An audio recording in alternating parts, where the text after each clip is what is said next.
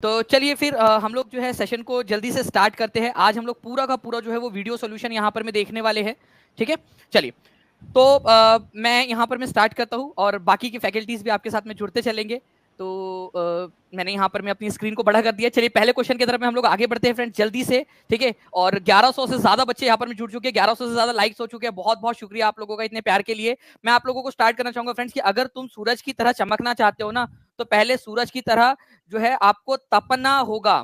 ठीक है, वो जो एक होती है ना, एक ऊष्मा जो सहन करनी होती है, जब आपको धूप में जो है एक तपकर जो है यहाँ पर में कई सारे लोग जो है अपने आप को राजा महाराजा बनाए, उस तरीके से आपको जो है अपने आप को तपाना होगा।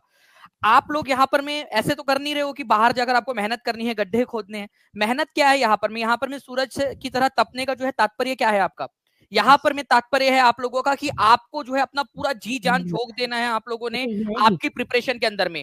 जब तक अभी ये मौका है आपके पास में, ठीक है, जिस समय में आप लोगों के पास में मौका आता है ना, उस समय में आप लोगों ने ये नहीं करना है कि भाई अब आराम से जब नोटिफिकेशन आएगा तब पढ़ाई करेंगे, जब प्यास लगेगी तब कुआं खोदने जाओगे तो प्यासे मर जाओगे। तो पहले से तैयारी करनी होती है। पहले क्वेश्चन की तरफ में आगे बढ़ते हैं और यहाँ पर मैं बहुत बहुत शुक्रिया फ्रेंड्स, 1300 प्लस लाइक्स का आप लोगों का। पहला क्वेश्चन आप लोगों की स्क्रीन के ऊपर में ये रहा। ठीक है, देखिए फ्रेंड्स, सामाजिक धार्मिक सुधार के समय लिखी गई एक पुस्तक है अ गिफ्ट टू मोनोथिस्ट। देखिए बहुत ही इंपॉर्टेंट पुस्तक है अ गिफ्ट टू मोनोथिस्ट नाम की पुस्तक। किसने लिखी है?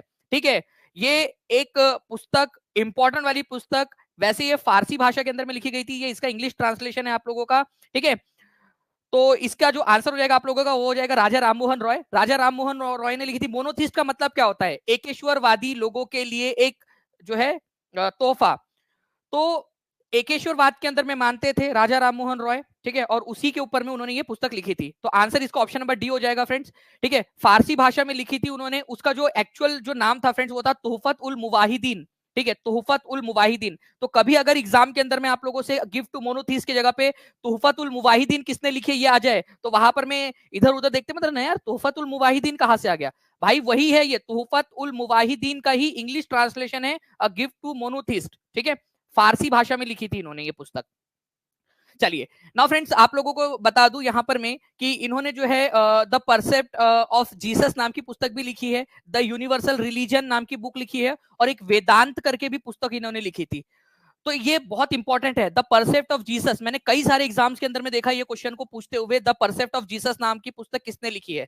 ठीक है, इसके अलावा जो है मिरातुल अखबार नाम का पर्शियन भाषा का पहला अखबार जो फारसी भाषा के अंदर में निकाला गया था भारत के अंदर में, वो कौन सा था? मिरातुल अखबार। लिखो जल्दी से कमेंट के अंदर में, मिरातुल अखबार किसने निकाला था? ये क्वेश्चन पूछा जाएगा आप लोगों से। फारसी भाषा का भारत के अंदर में पहला न्यूज़पेपर कौन सा था? ठीक है, तो फारसी भाषा का पहला न्यूज़पेपर था आपका मिरातुल अखबार। संवाद कौमुदी के जो है संस्थापक कौन थे, संपादक कौन थे? तो संवाद कौमुदी के, ठीक है, बंगाली न्यूज़पेपर था। ब्राह्मणिकल मैगजीन भी इन्होंने ही निकाली थी।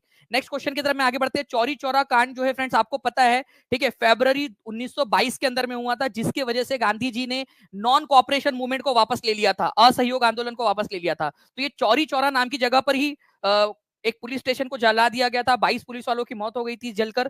ठीक है, तो गोरखपुर के अंदर में ये है आपका चौरी चौरा नाम की जगह। तो आंसर इसका ऑप्शन नंबर 4 हो जाएगा। कितने लोगों ने टेस्ट में सही लगाया था? और जिन लोगों ने भी अभी तक टेस्ट नहीं दिया, मैं आपको बता दूं, ठीक है, इस लेक्चर के बाद में आपको डिस्क्रिप्शन के अंदर में एक लिंक मिल जाएगी लेक्चर के बाद में।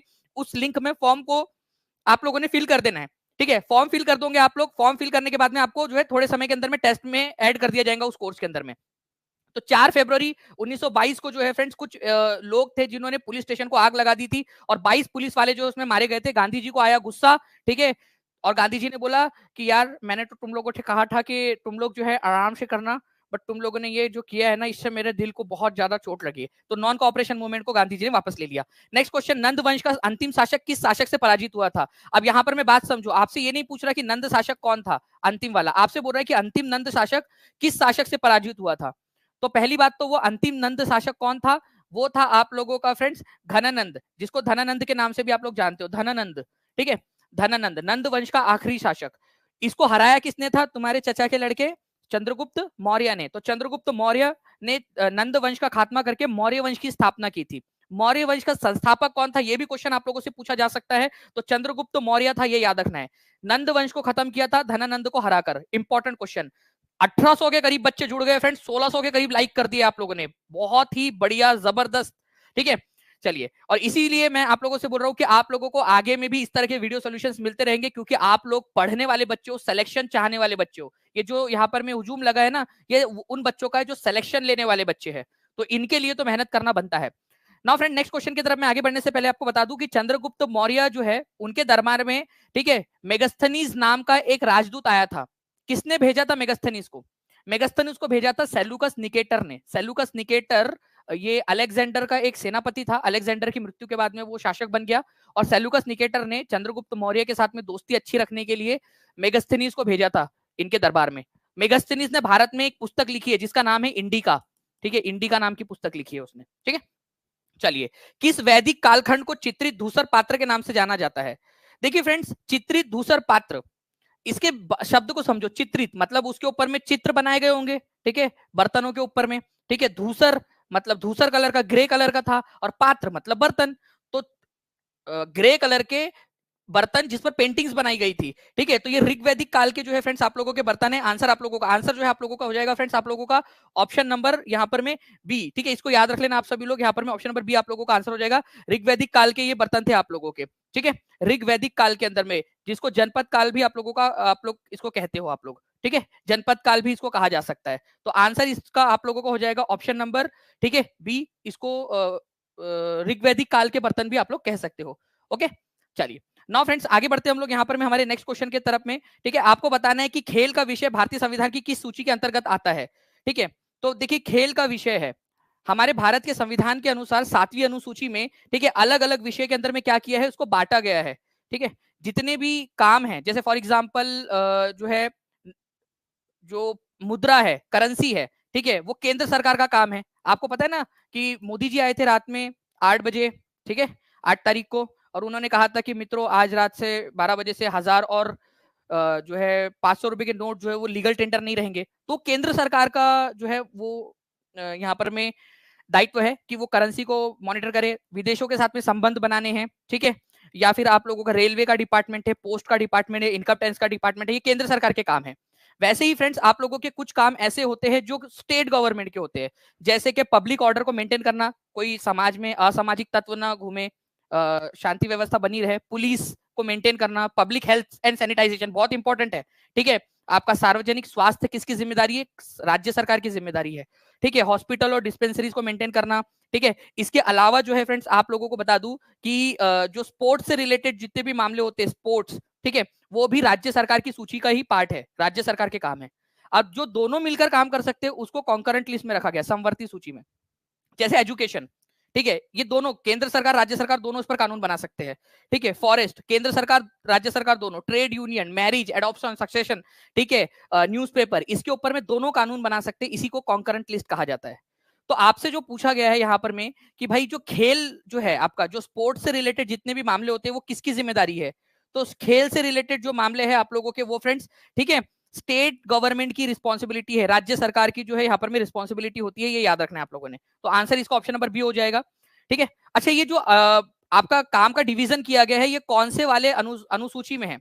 हमारे भारत सरकार के भारत के संविधान के अंदर में, ठीक है, टोटल 12 अनुसूचियां है, जिसमें से 7वें नंबर की अनुसूची में ये जो है क्लासिफिकेशन किया गया है पूरा का पूरा। कुछ काम केंद्र सरकार के रहेंगे, कुछ राज्य सरकार के, और कुछ समवर्ती सूची में। नेक्स्ट क्वेश्चन की तरफ में आगे बढ़ते हैं। पंचायती राज संस्थाओं के लिए स्वतंत्र और निष्पक्ष चुनाव कराने की जिम्मेदारी किसमें निहित है? ठीक है, बताइए, पंचायती राज के लिए अगर आप लोगों ने चुनाव करवाने हैं तो वो जिम्मेदारी किसकी बनती है? ठीक है, पंचायती राज के अंदर में। तो पंचायती राज की लोकल गवर्नमेंट जो होता है उसके जो चुनाव करवाने होते हैं उसकी जिम्मेदारी स्टेट इलेक्शन कमीशन की होती है, ठीक है, राज्य चुनाव आयोग की होती है। इसका मैं एक एग्जांपल देता हूं आप लोगों को फ्रेंड्स, अभी रिसेंट वाला एग्जांपल है, ठीक है। आपको एक चीज बता दूं, अभी एक मांग उठी थी कि अभी महाराष्ट्र के अंदर में इलेक्शन है, ठीक है, विधानसभा के कुछ समय के अंदर में 4-5 महीने में, और बृहन मुंबई जो नगर पालिका है आप लोगों की, महानगर पालिका बीएमसी जिसको आप लोग बोलते हो, उसके चुनाव भी पेंडिंग है। तो कुछ लोगों ने कहा कि भाई दोनों के चुनाव साथ में करा दो। पॉसिबल ही नहीं है। क्यों नहीं है पॉसिबल? क्योंकि जो विधानसभा के चुनाव है वो election commission of India conduct करवाता है, और जो पंचायती राज या फिर आपके जो कॉर्पोरेशन के चुनाव है वो कंडक्ट कौन कराता है? Local election, state election commission. तो दोनों चुनाव साथ में हो ही नहीं सकते। बीएमसी के चुनाव मतलब जो मुंबई की नगर पालिका के चुनाव, बड़ी नगर पालिका है, ठीक है, कई राज्य हमारे भारत में ऐसे हैं जिनका उतना बजट नहीं है जितना अकेले बीएमसी का है। तो फ्रेंड्स दो अलग अलग बॉडीज है चुनाव करवाने के लिए। अगर लोकसभा का चुनाव है, राज्यसभा का चुनाव है, विधानसभा का चुनाव है, विधान परिषद का चुनाव है, ठीक है, प्रेसिडेंट का चुनाव है, वाइस प्रेसिडेंट का चुनाव है, चुनाव आयोग, भारत का चुनाव आयोग कराएगा। लेकिन जो लोकल गवर्नमेंट के चुनाव है वो स्टेट इलेक्शन कमीशन करवाता है कंडक्ट। ठीक है, तो ये आप लोगों ने याद रखना है, इंपॉर्टेंट एग्जाम के में पूछा जा सकता है। ठीक है, ठीक है दीक्षित गुरु जी, आप एक बार जो है ना कनेक्ट कर लीजिएगा टीम के साथ में। ठीक है, जो नंबर चल रहा है ना नीचे में, उसके ऊपर में आप कनेक्ट कर लीजिएगा, टीम आपकी हेल्प कर देंगी।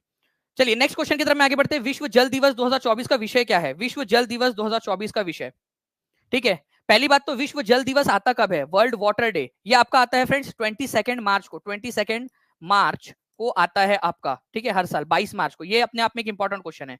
ठीक है, और इस बार की थीम क्या थी इसकी? ठीक है, शांति के लिए जल, ठीक है, वाटर फॉर पीस।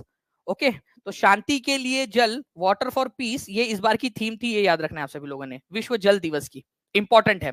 ठीक है, नेक्स्ट क्वेश्चन, ठीक है, बाण भट्ट जो है फ्रेंड्स, ये किस भारतीय राजा के दरबारी कवि थे?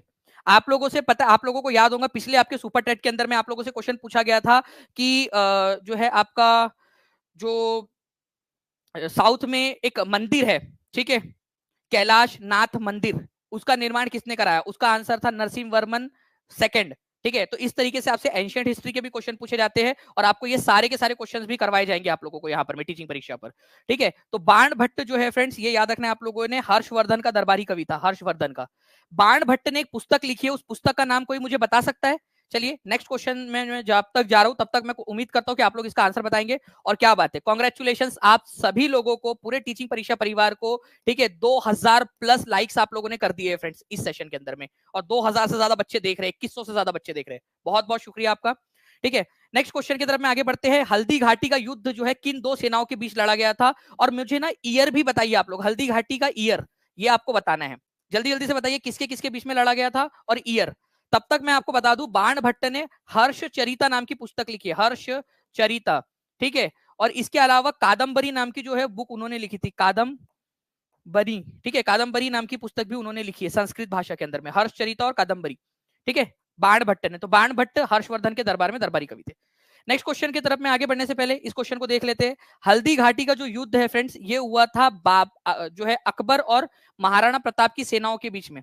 ठीक है, लेकिन अगर आप लोगों से ईयर पूछ लिया जाए तो आंसर होगा 1576। ठीक है, 1576, ये भी याद रख लीजिए आप सभी लोग फ्रेंड्स, बहुत ही इंपॉर्टेंट वाला जो है पॉइंट है, हल्दी घाटी का युद्ध। ठीक है, तो महाराणा प्रताप और अकबर। अच्छा, एक और क्वेश्चन अब बन सकता है आप लोगों का, एक क्वेश्चन और आप लोगों के लिए, महाराणा प्रताप कौन से राज्य से थे? कौन से राज्य के थे? जयपुर, जोधपुर, ठीक है, मेवाड़, अंबर, आमेर, कहाँ के थे वो? ठीक है, महाराणा प्रताप कहाँ के थे? तो आपको याद रखना है मेवाड़ के राणा थे वो, मेवाड़ के, तो ये भी एक इंपॉर्टेंट क्वेश्चन बनता है आप लोगों का, मेवाड़। ठीक है, तो मेवाड़, ठीक है, मेवाड़ जो साम्राज्य है वहां के राणा थे महाराणा प्रताप, तो ये भी अपने आप में एक इंपॉर्टेंट क्वेश्चन है और बहुत सारे लोगों ने जो है फ्रेंड्स इसको लिखा भी है। मुझे बहुत खुशी है कि आप लोग जो है बहुत एक्टिवली पार्टिसिपेट कर रहे हो यहाँ पर में, 1000 से ज्यादा का चैट रेट आप लोगों का चल रहा है। ठीक है, ऐसे ही चलने दीजिए। नाउ फ्रेंड्स, हल्दी घाटी का युद्ध आपका 1576 में हुआ था, मेवाड़ के राणा महाराणा प्रताप और मुगल सम्राट अकबर के बीच में। ठीक है, चलिए, हल्दी घाटी का युद्ध महाराणा प्रताप और अकबर के बीच में हुआ। पानीपत की पहली लड़ाई और दूसरी लड़ाई भी आपको याद रखनी है। ठीक है, तो ये 2 पॉइंट मैं आप लोगों को दे रहा हूं होमवर्क में, आप लोग जो है इसको कमेंट में लिखोगे लास्ट में। ठीक है, पानीपत की पहली लड़ाई, पानीपत की दूसरी लड़ाई और पानीपत की तीसरी लड़ाई। चलिए, तीनों के तीनों बता दीजिएगा आप लोग मुझे लास्ट में कि किसके किसके बीच में लड़ी गई, कौन सा साल था, ठीक है, और कौन जीता। नेक्स्ट क्वेश्चन, मुंडा जनजाति मुख्य रूप से किस राज्य में पाई जाती है? जल्दी से आंसर कर देंगे आप लोग, 2200 के करीब जो है फ्रेंड्स आप लोग यहाँ पर में पहुंच चुके हो। ठीक है, मुंडा जनजाति मुख्य रूप से किस राज्य में पाई जाती है? तो मुंडा जनजाति झारखंड में पाई जाती है। आपको पता है बिरसा मुंडा, ठीक है, बिरसा मुंडा बहुत ही फेमस जो है फ्रेंड्स एक क्रांतिकारी जो है नेता थे। ठीक है, मुंडा जनजाति के, मुंडा ओराव जनजाति जो थी वो इनको अपना एक जो है ना भगवान का भेजा हुआ बंदा मानती थी। ठीक है, ऐसा माना जाता था कि बिरसा मुंडा के पास में मैजिकल पावर्स है। ठीक है, इस तरीके से भी माना जाता था बिरसा मुंडा को। तो बिरसा मुंडा जो है वो इस तरीके से आया कि मैं इस गांव का जयकांत शिखरे, ठीक है, ये गांव मेरा है और इस गांव का मैं जयकांत शिखरे टाइप का जो है ना सबको प्रवचन देता था और अपने गांव का बहुत सपोर्ट था उसको, अपने इलाके का। ठीक है, चलिए, तो झारखंड के इलाके के अंदर में मुंडा जनजाति जो है फ्रेंड्स अक्सर पाई जाती है आप लोगों की। नाउ नेक्स्ट क्वेश्चन की तरफ मैं आगे बढ़ने से पहले मैं आपको दिखा दूं, ठीक है, ये यहाँ पर मैं आप देख सकते हो कि ये संथल, मुंडा, ओराव जनजाति आप लोगों की झारखंड के इलाके के अंदर में, मध्य भारत के अंदर में बैगा, बंजारा, गोंड जनजातियां पाई जाती है, ठीक है। उसके बाद में जो है फ्रेंड्स गड्डी और वन गुज्जर। गड्डी जनजाति कहाँ पाई जाती है? गड्डी बहुत इंपॉर्टेंट है। तो गड्डी, तो मैं निकला गड्डी लेके, और मैं जब भी गड्डी लेकर निकलूंगा तो मैं जाऊंगा हिमालय की पहाड़ियों के ऊपर में, हिमालय की पहाड़ियों के बीच बीच में से गाड़ियां चलाते हुए, ठीक है, वहां पर मैं जाऊंगा। तो ऐसे याद रख लो आप लोग, ठीक है, याद रखने की एक ट्रिक है भाई, ठीक है। तो आप लोग याद रख लीजिए, गड्डी लेकर जब भी निकलोगे तो कहाँ जाओगे आप लोग? हिमालय की पहाड़ियों के ऊपर में। तो हिमालयन क्षेत्र जो है आपका हिमाचल प्रदेश के अंदर में, जो हिमालय पहाड़ी क्षेत्र है, हिमालयन पहाड़ी क्षेत्र, वहां पर मैं आपको गड्डी जनजाति और वन गुज्जर जनजातियां पाई जाती है आप लोगों की, ठीक है।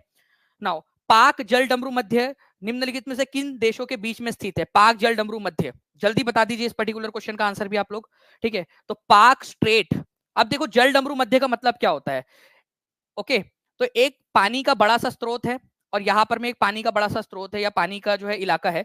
अगर एक छोटा सा पानी का इलाका अगर उन दोनों को जोड़ता है, उसको जल डमरू मध्य बोलते हैं, ठीक है। तो ये जल डमरू मध्य है, ठीक है, ये आपका बंगाल की खाड़ी को अरेबियन सागर जो है आपका उसको जो उससे जोड़ता है, ठीक है। तो ये आपका हमारा यहाँ पर में भारत है और यहाँ पर में श्रीलंका है, तो भारत और श्रीलंका के बीच में है, ठीक है, भारत और Sri Lanka. Option number A is the correct answer, ठीक है। तो ये आप देखिए, ये भारत है हमारा, ठीक है, और यहाँ पर में श्रीलंका। तो भारत और श्रीलंका के बीच में यहाँ पर में पाक स्ट्रेट है। कई बार जो लोग है ना, पाक स्ट्रेट का नाम सुन के उनको लगता है कि पाल्क है, और हिंदी में ऐसा लिखा होता है पाक जल संधि, तो उनको लगता है पाकिस्तान के साथ में। नहीं भाई, पाक जल डमरू मध्य इंडिया और श्रीलंका के बीच में है, ठीक है। गल्फ ऑफ मन्नार, मन्नार की खाड़ी, ठीक है, कहां पर में है? इंडिया और श्रीलंका के बीच में है मन्नार की खाड़ी भी, ये भी याद रखेंगे आप सभी लोग।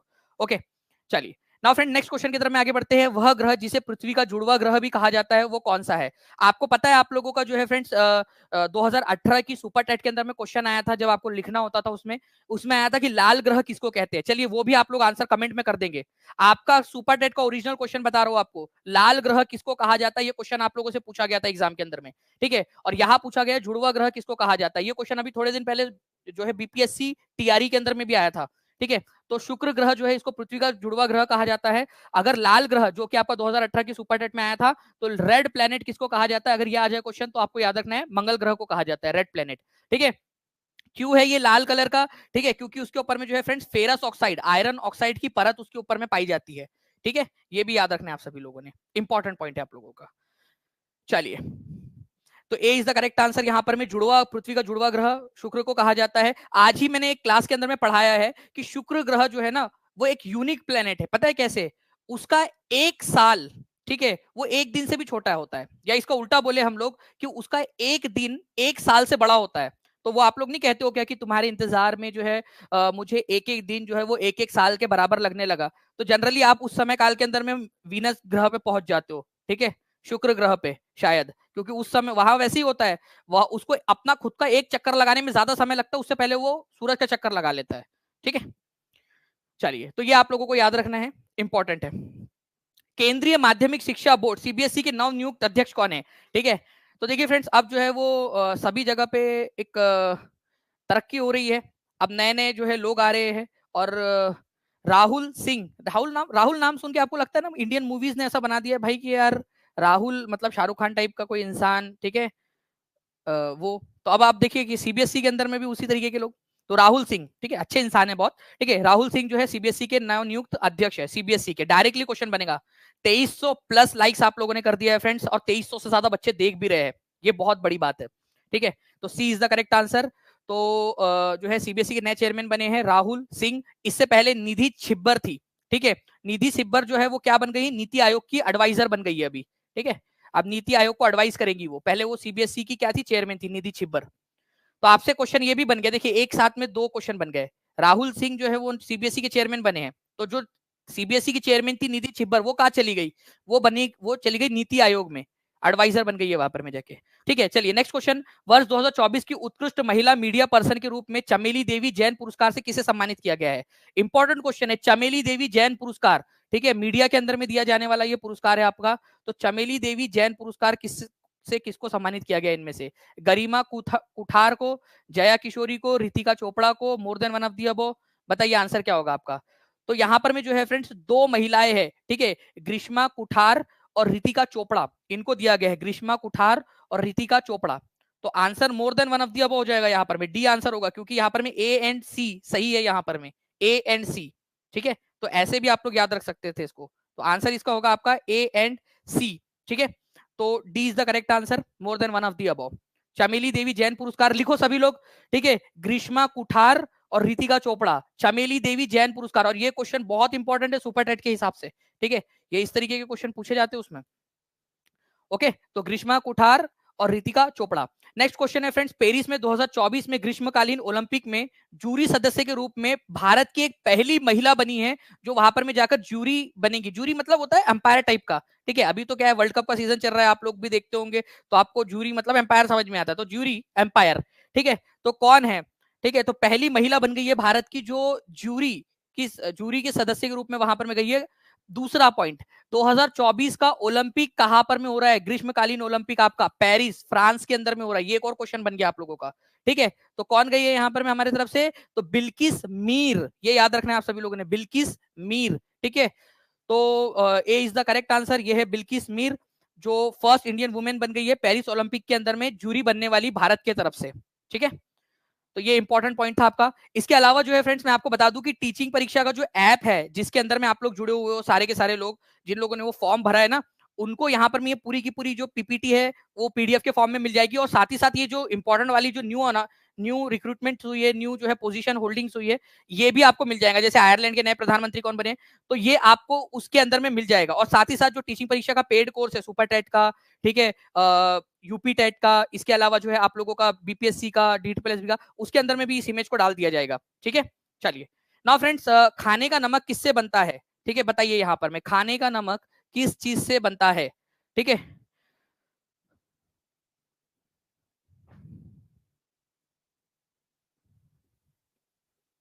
देखिए सोडियम क्लोराइड आप लोगों का। ठीक है, तो सोडियम क्लोराइड जो है वो आप लोगों का खाने का नमक है बेसिकली, है ना, NaCl आपका। तो NaCl किससे बनता है? Strong acid and strong base. ठीक है, तो बिल्कुल आप लोगों का आंसर हो जाएगा friends, strong acid and strong base जो होता है आप लोगों का, इससे बनता है। कैसे बन सकता है आप लोगों का? देखिए यहाँ पर में HCl ले लीजिए आप लोग, और NaOH ले लीजिए आप लोग, NaOH ले लीजिए यहाँ पर में। ठीक है, तो Na, ठीक है, सोडियम क्लोराइड NaCl यहाँ पर में हो जाएगा आप लोगों का, NaCl प्लस H2O, पानी जो है वो बनता है आपका। तो ये NaCl जो बना है आपका नमक, ये बना है एक स्ट्रॉन्ग एसिड HCl से, और NaOH ये स्ट्रॉन्ग बेस है। ठीक है, आपका मजबूत अम्ल और मजबूत क्षार से मिलकर बनता है। HCl एक स्ट्रॉन्ग एसिड है, NaOH एक स्ट्रॉन्ग बेस है। तो ये दोनों भी आपको समझ में आ गया कि HCl एक स्ट्रॉन्ग एसिड है, NaOH एक स्ट्रॉन्ग बेस है आपका। ठीक है, चलिए 2437 लाइक्स हो चुके हैं फ्रेंड्स, बहुत बहुत शुक्रिया आप सभी लोगों का। ठीक है, नेक्स्ट क्वेश्चन की तरफ में आगे बढ़ते हैं हम लोग। यहाँ पर में देखिए NaCl, ये आपका सोडियम आयन और क्लोराइड आयन जो है आपस में मिलकर सोडियम क्लोराइड बनाते हैं। मानव में मेरु तंत्रिका की संख्या कितनी होती है? ठीक है, तो ह्यूमन बीइंग के अंदर में स्पाइनल कॉर्ड के अंदर में आप लोगों के नंबर ऑफ स्पाइनल नर्व्स कितनी होती है, ये बताना है आप सभी लोगों ने। ठीक है, स्पाइनल नर्व्स कितनी होती है? ठीक है, तो देखिए स्पाइनल नर्व्स जो है ना हमारे इंसानों के अंदर में जो आपकी स्पाइनल कॉर्ड से निकलती है, उनकी टोटल जो संख्या है आप लोगों की वो है 31 पेयर्स, मतलब 31 जोड़ियां निकलती है आप लोगों के जो हमारी रीढ़ की हड्डी है उनमें से। ठीक है, तो मेरु तंत्रिका की संख्या कितनी है? 31 जो है पेयर्स के अंदर में, मतलब टोटल आप लोगों की हो जाती है 62, लेकिन यहाँ पर में पेयर्स में दिया हुआ है आप लोगों को, तो 31 पेयर्स होती है आपकी रीढ़ की हड्डी। उसमें से कितने नर्व्स निकली है? ठीक है, 31 पेयर्स निकली। तो जब जब अपनी रीढ़ की हड्डी को देखो, अपनी रीढ़ की हड्डी तो देख नहीं सकते, ठीक है, लेकिन कोई भी मान लीजिए कि आपको कोई भी आप देखो किसी को भी रीढ़ की हड्डी दिखाई दे, भाई बोलना यार इसके अंदर में कितनी मेरु तंत्रिकाएं है? 31 है। ठीक है, तो आप लोगों का रिवीजन होता रहेगा आप लोगों का। ओके, चलिए, तो इंपॉर्टेंट है आपका। बाकी जो है फ्रेंड्स, आप लोगों को जब हम लोग डिटेल में पढ़ेंगे तो ये 31 पेयर्स में से कौन कौन सी आप लोगों की सर्वाइकल की कितनी पेयर्स है, आपकी लंबर की कितनी है, ठीक है, वक्षीय कितनी, त्रिक, अनुत्रिक, ये सारी की सारी चीजें हम लोग जो है जब आपकी क्लासेस होंगी ना रेगुलर, उसके अंदर में और अच्छे से पढ़ेंगे। तो टीचिंग परीक्षा को सब्सक्राइब करके जरूर रख लीजिए आप लोग, सारी की सारी चीजें आपका पेपर क्लियर कराने के लिए पढ़ाई जाएंगी आपको।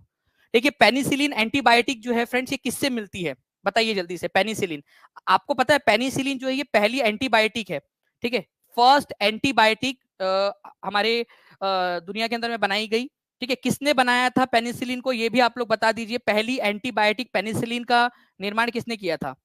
अलेक्जेंडर फ्लेमिंग ने, ये भी अपने आप में एक इंपॉर्टेंट क्वेश्चन है। और यहां पर में क्वेश्चन है कि किससे बनती है आप लोगों की पेनिसिलिन। तो पेनिसिलिन जो है फ्रेंड्स एक फंगाई है, उससे बनती पेनिसिलिनिया से, ठीक है, वो एक प्रकार की फफूंद है, ठीक है।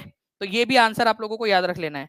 तो पेनिसिलियन जो है यहाँ पर में पेनिसिलिन एंटीबायोटिक आपकी पेनिसिलियन जो है नाम का एक फंगाई होता है, उससे आप लोगों की मिलती है, ये याद रखेंगे। फंगी है वो, कवक है आप लोगों का, शैवाल या कवक है आप लोगों की, तो इसको भी आप लोग याद रख सकते हो, ठीक है, फुफुंद टाइप की आपकी। चलिए बाकी जो है फ्रेंड्स, ये वाली भी एक आप लोगों की एक बहुत ही सुंदर सी एक जो है फ्रेंड्स आपकी लिस्ट है, ठीक है, जो आप लोगों को आपके जो इमेज वाला सेक्शन है ना उसके अंदर में मिल जाएंगी। तो जिन भी बच्चों ने वो फॉर्म फिल नहीं किया है वो फॉर्म जरूर फिल कर लेना, और चैनल को, टीचिंग परीक्षा चैनल को सब्सक्राइब जरूर कर लेना है आप लोगों ने। देखिए ध्वनि तरंग किसके द्वारा प्रचारित होती है? साउंड वेव्स, ठीक है। जब आप बोल रहे होते हो, ठीक है, तो वो ध्वनि की तरंगें आगे बढ़ रही होती है, तो कैसे होती है? तो क्या होता है ना कि हवा के अंदर में जो मॉलिक्यूल्स होते हैं, या फिर जो भी मीडियम से वो जा रही है उसके अंदर में जो मॉलिक्यूल्स होते हैं वो क्या करते हैं? वाइब्रेट होने लगते हैं, ठीक है। वो एक अपनी एनर्जी सामने वाले मॉलिक्यूल्स को देते हैं वाइब्रेट होकर, टुपुक, फिर वो सामने वाले को, सामने वाले को, सामने वाले को, इस तरीके से जो है वो क्या करती है? ध्वनि जो है आपकी प्रचारित होती है, प्रोपोगेट होती है। तो वाइब्रेशन ऑफ एयर मॉलिक्यूल्स, ठीक है। तो ध्वनि की तरंगे एयर मॉलिक्यूल्स के वाइब्रेशन के कारण आप लोगों की ट्रांसफर होती है, ना कि हीट ट्रांसफर की वजह से, ठीक है। तो जो भी उसकी वेवलेंथ है, जो भी उसकी वेव्स है, वो क्या होती है? आप लोगों की वाइब्रेशन के कारण ही आगे बढ़ती है, ये याद रखना है आप सभी लोगों ने। ओके, चलिए नाउ नेक्स्ट क्वेश्चन की तरफ में हम लोग आगे बढ़ते हैं फ्रेंड्स। आप लोगों के ध्वनि तरंगों की प्रकृति क्या होती है? Nature of sound wave is transverse waves, longitudinal, ठीक है, इलेक्ट्रोमैग्नेटिक, या नन ऑफ दी अबव। वैसे जो है फ्रेंड्स ये बहुत ही इंटरेस्टिंग सा क्वेश्चन है आप लोगों का। ओके, आपको बता दूं कि जो है ना जो लॉन्जिट्यूडिनल वेव्स होती है आप लोगों की, ओके, अनुदैर्घ्य तरंगे जो होती है उनको किसी ना किसी माध्यम की आवश्यकता होती है पहुंचने पर, ठीक है, आगे बढ़ने के लिए। ट्रांसवर्स वेव जो है वो बिना माध्यम से भी आगे बढ़ जाती है, या इलेक्ट्रोमैग्नेटिक वेव्स जो है वो भी आपकी बिना माध्यम के आगे बढ़ जाती है। तो लॉन्जिट्यूडिनल वेव्स जो है ये एग्जांपल है आपका ध्वनि तरंगों का। तो ध्वनि तरंगे जो है लॉन्जिट्यूडिनल प्रकार की वेव्स है, अनुदैर्घ्य तरंगे है। सभी लोग लिखेंगे sound waves is equal to longitudinal waves, अनुदैर्घ्य तरंगे, सभी लोग लिख दीजिए ताकि आपको याद हो जाए हमेशा हमेशा के लिए। 2600 लाइक्स आपने कर दिए फ्रेंड्स, 2350 बच्चा यहाँ पर मैं लाइव देख रहा है, ठीक है। ऐसे ही आप लोगों ने करते रहना है। और मैं यहाँ पर मैं चाहूंगा फ्रेंड्स की जो है जस्ट अगर मुझे 3-4 मिनट जो है और मिल जाए तो हम लोग जल्दी से जो है फ्रेंड्स आप लोगों के जो कुछ क्वेश्चंस बचे हुए उनको भी कर लेते जल्दी से। फिर ईशा मैम जो है आप लोगों के आएंगे आपको हिंदी का करवाने के लिए। झूम की खेती जो है फ्रेंड्स आपकी किस प्रकार की खेती है? तो झूम फार्मिंग जो है इसमें क्या होता है, ठीक है जी। तो यहाँ पर मैं आप देखिए, यहाँ पर में क्या होता है कि एक जो है खाली आप जो है जंगल देखोगे, जंगल की क्या करोगे आप? कटाई कर दोगे पहले, ठीक है। वहां के जो पेड़ है उनको आप काट दोगे, ठीक है, और जो नीचे में बचा हुआ हिस्सा है उसको आग लगा दोगे, जला दोगे। तो पहले काटोगे और फिर दग्ध जला दोगे उसको। तो ये स्लैश एंड बर्न टाइप की फार्मिंग होती है आपकी झूम की खेती। झूम की खेती क्या होती है कि एक जो है जंगल का एक हिस्सा लेकर वहां के पेड़ों को काट कर जो नीचे बचा हुआ हिस्सा उसको जला दिया जाए, और जो राख बचेंगी उसको फैला देते हैं उसको, ठीक है। वो फर्टिलाइजर के रूप में काम करता है आपका। तो उससे आपकी उपज जो है वो बढ़ती है। फिर एक बार खेती करने के बाद में दूसरी जगह जाते हैं, दूसरी जगह भी खेती, वो पेड़ काटते हैं, नीचे के हिस्से को जला देते हैं, ठीक है। तो ये एक प्रकार का शिफ्टिंग कल्टीवेशन है, स्थानांतरित खेती, एक जगह से दूसरी जगह, दूसरी जगह से तीसरी जगह मूव होते रहना। लेकिन जहां भी जाएंगे वहां के पेड़ को काटो, नीचे के हिस्से को, ठीक है, आग लगा दो। अब यहाँ जय माहिष्मती करके पेड़ को उखाड़ नहीं देते वो लोग, पूरा काटते हैं पहले और फिर आग लगाते हैं। तो स्लैश एंड बर्न प्रकार की जो है फार्मिंग इसको कहा जाता है। ओके, ये भी आप लोग याद रखोगे। तो B is the correct answer. झूम की खेती भारत में जो है नॉर्थ ईस्ट इलाके में, नॉर्थ ईस्ट में होती है। कितने लोग चाहते हैं फ्रेंड्स कि मैं आप लोगों को जितनी भी जो है शिफ्टिंग कल्टीवेशन है उन सभी के भारत में अलग अलग इलाकों में उसको अलग अलग नाम से जाना जाता है। अगर आप कहोगे तो एनसीईआरटी और आप लोगों की जो एससीईआरटी है उसके अनुसार आप लोगों को पूरे के पूरे जितने भी नाम है पूरे दुनिया में इंपॉर्टेंट वाले और भारत के अंदर में जितने भी इंपॉर्टेंट वाले नाम है वो आप लोगों को एक साथ, और उन पर जितने प्रश्न पूछे गए वो सारे क्वेश्चंस के साथ आपको करवा दूंगा। मुझे कमेंट में बता देना अगर आप चाहते हो तो, ठीक है। तो ये पूरे के पूरे नाम एनसीईआरटी के अनुसार और एनसीईआरटी के अलावा भी जहां भी दिए हुए आपको बता दूंगा मैं। वर्मी कंपोस्टिंग एक विधि है जिसमें खाद बनाने में किसका उपयोग किया जाता है? वर्मी कंपोस्टिंग में एक आपका जो है ऐसा डब्बा होता है, उसके अंदर में आप क्या करते हो फ्रेंड्स, ठीक है, उनको डाल देते हो आप लोग जो है जो आपके जो भी कूड़ा कचरा वगैरह है, मिट्टी है, उसको डाल देते हो यहाँ पर में, ठीक है। और उसमें क्या डालते हो आप लोग? उसके अंदर में आप लोग जो है फ्रेंड्स अर्थवर्म को, केचुओं को डाल देते हो। तो सी इज द करेक्ट आंसर आप लोगों का, ठीक है। तो वर्मी कंपोस्टिंग के अंदर में केचुओं का इस्तेमाल किया जाता है, केचुए डाले जाते हैं आप लोगों के उस डब्बे के अंदर में ताकि उससे खाद बनाई जा सके आप लोगों की, ठीक है। नाउ फ्रेंड्स, एक इंपॉर्टेंट क्वेश्चन, अगर मान लीजिए कि कोई आप ईंधन जला रहे हो, ठीक है, आपका पेट्रोल हो जाए या फिर आप कोई भी लकड़ी वगैरह जला रहे हो, वो अच्छे से जले ना, या पेट्रोल है आपका वो जले ना ठीक से, ठीक है, आधा अधूरा जला हुआ है, तो वो क्या करता है, एक जो है गैस रिलीज करता है वो, ठीक है, आधा अधूरा जला हुआ ईंधन एक गैस रिलीज करता है, उसको आप कार्बन मोनोऑक्साइड कहते हैं। कार्बन मोनोऑक्साइड हमारे लिए जहरीली क्यों है, मैं बताता हूँ। क्योंकि जब आप इसको श्वसन क्रिया से अंदर लेते हो तो आपके खून में जाकर जो है ना, वो उस जगह पे बैठ जाती है जहां से ऑक्सीजन भी जा रहा है, तो ऑक्सीजन की जगह पे जाके बैठ जाती है, वहां पर जल्दी जल्दी जाती है और वहां जाके बैठ जाती है। फिर ऑक्सीजन आता है, बोलता है अरे मेरे लिए तो जगह ही नहीं बची, ठीक है। तो इस तरीके से जो है फ्रेंड्स आप लोगों की ये चीज होती है। ओके, चलिए, तो आप लोगों का जो है फ्रेंड्स यहाँ पर में हम लोग जो है मैं जो बैटल है वो ईशा मैम को ट्रांसफर करना चाहूंगा, ठीक है, क्योंकि जो है मैम की भी क्लास है और आप लोगों के काफी सारे क्वेश्चंस कराने हैं, आपको मैथ्स है, आप लोगों का जो है फ्रेंड्स लाइफ स्किल्स से रिलेटेड, आप लोगों का जो है जो चाइल्ड साइकोलॉजी है आप लोगों का, ठीक है, मैनेजमेंट वाले जो क्वेश्चंस है वो सारे के सारे क्वेश्चंस भी आज आपको करवाए जाएंगे। तो आपने पूरा सेशन अच्छे से देखना है। जैसे आप लोगों ने यहाँ पर में 2700 से ज्यादा लाइक्स कर दिए, ऐसे ही लाइक्स करते रहेंगे। टीचिंग परीक्षा चैनल को सब्सक्राइब जरूर कर लीजिए फ्रेंड्स, क्योंकि आगे में भी आपको ऐसे ही वीडियोस मिलने वाले हैं। और साथ ही साथ आपको जो नीचे में डिस्क्रिप्शन के अंदर में एक लिंक मिलेंगी, या टीचिंग परीक्षा के वीडियो पे लिंक मिल जाएंगी आपको, वहां से आप लोग क्या कीजिए, उस फॉर्म को भर लीजिए, और उस फॉर्म को भरने के बाद में आपको टेस्ट के अंदर में ऐड कर दिया जाएगा, ताकि आप अगले हफ्ते भी टेस्ट दे सके, ठीक है।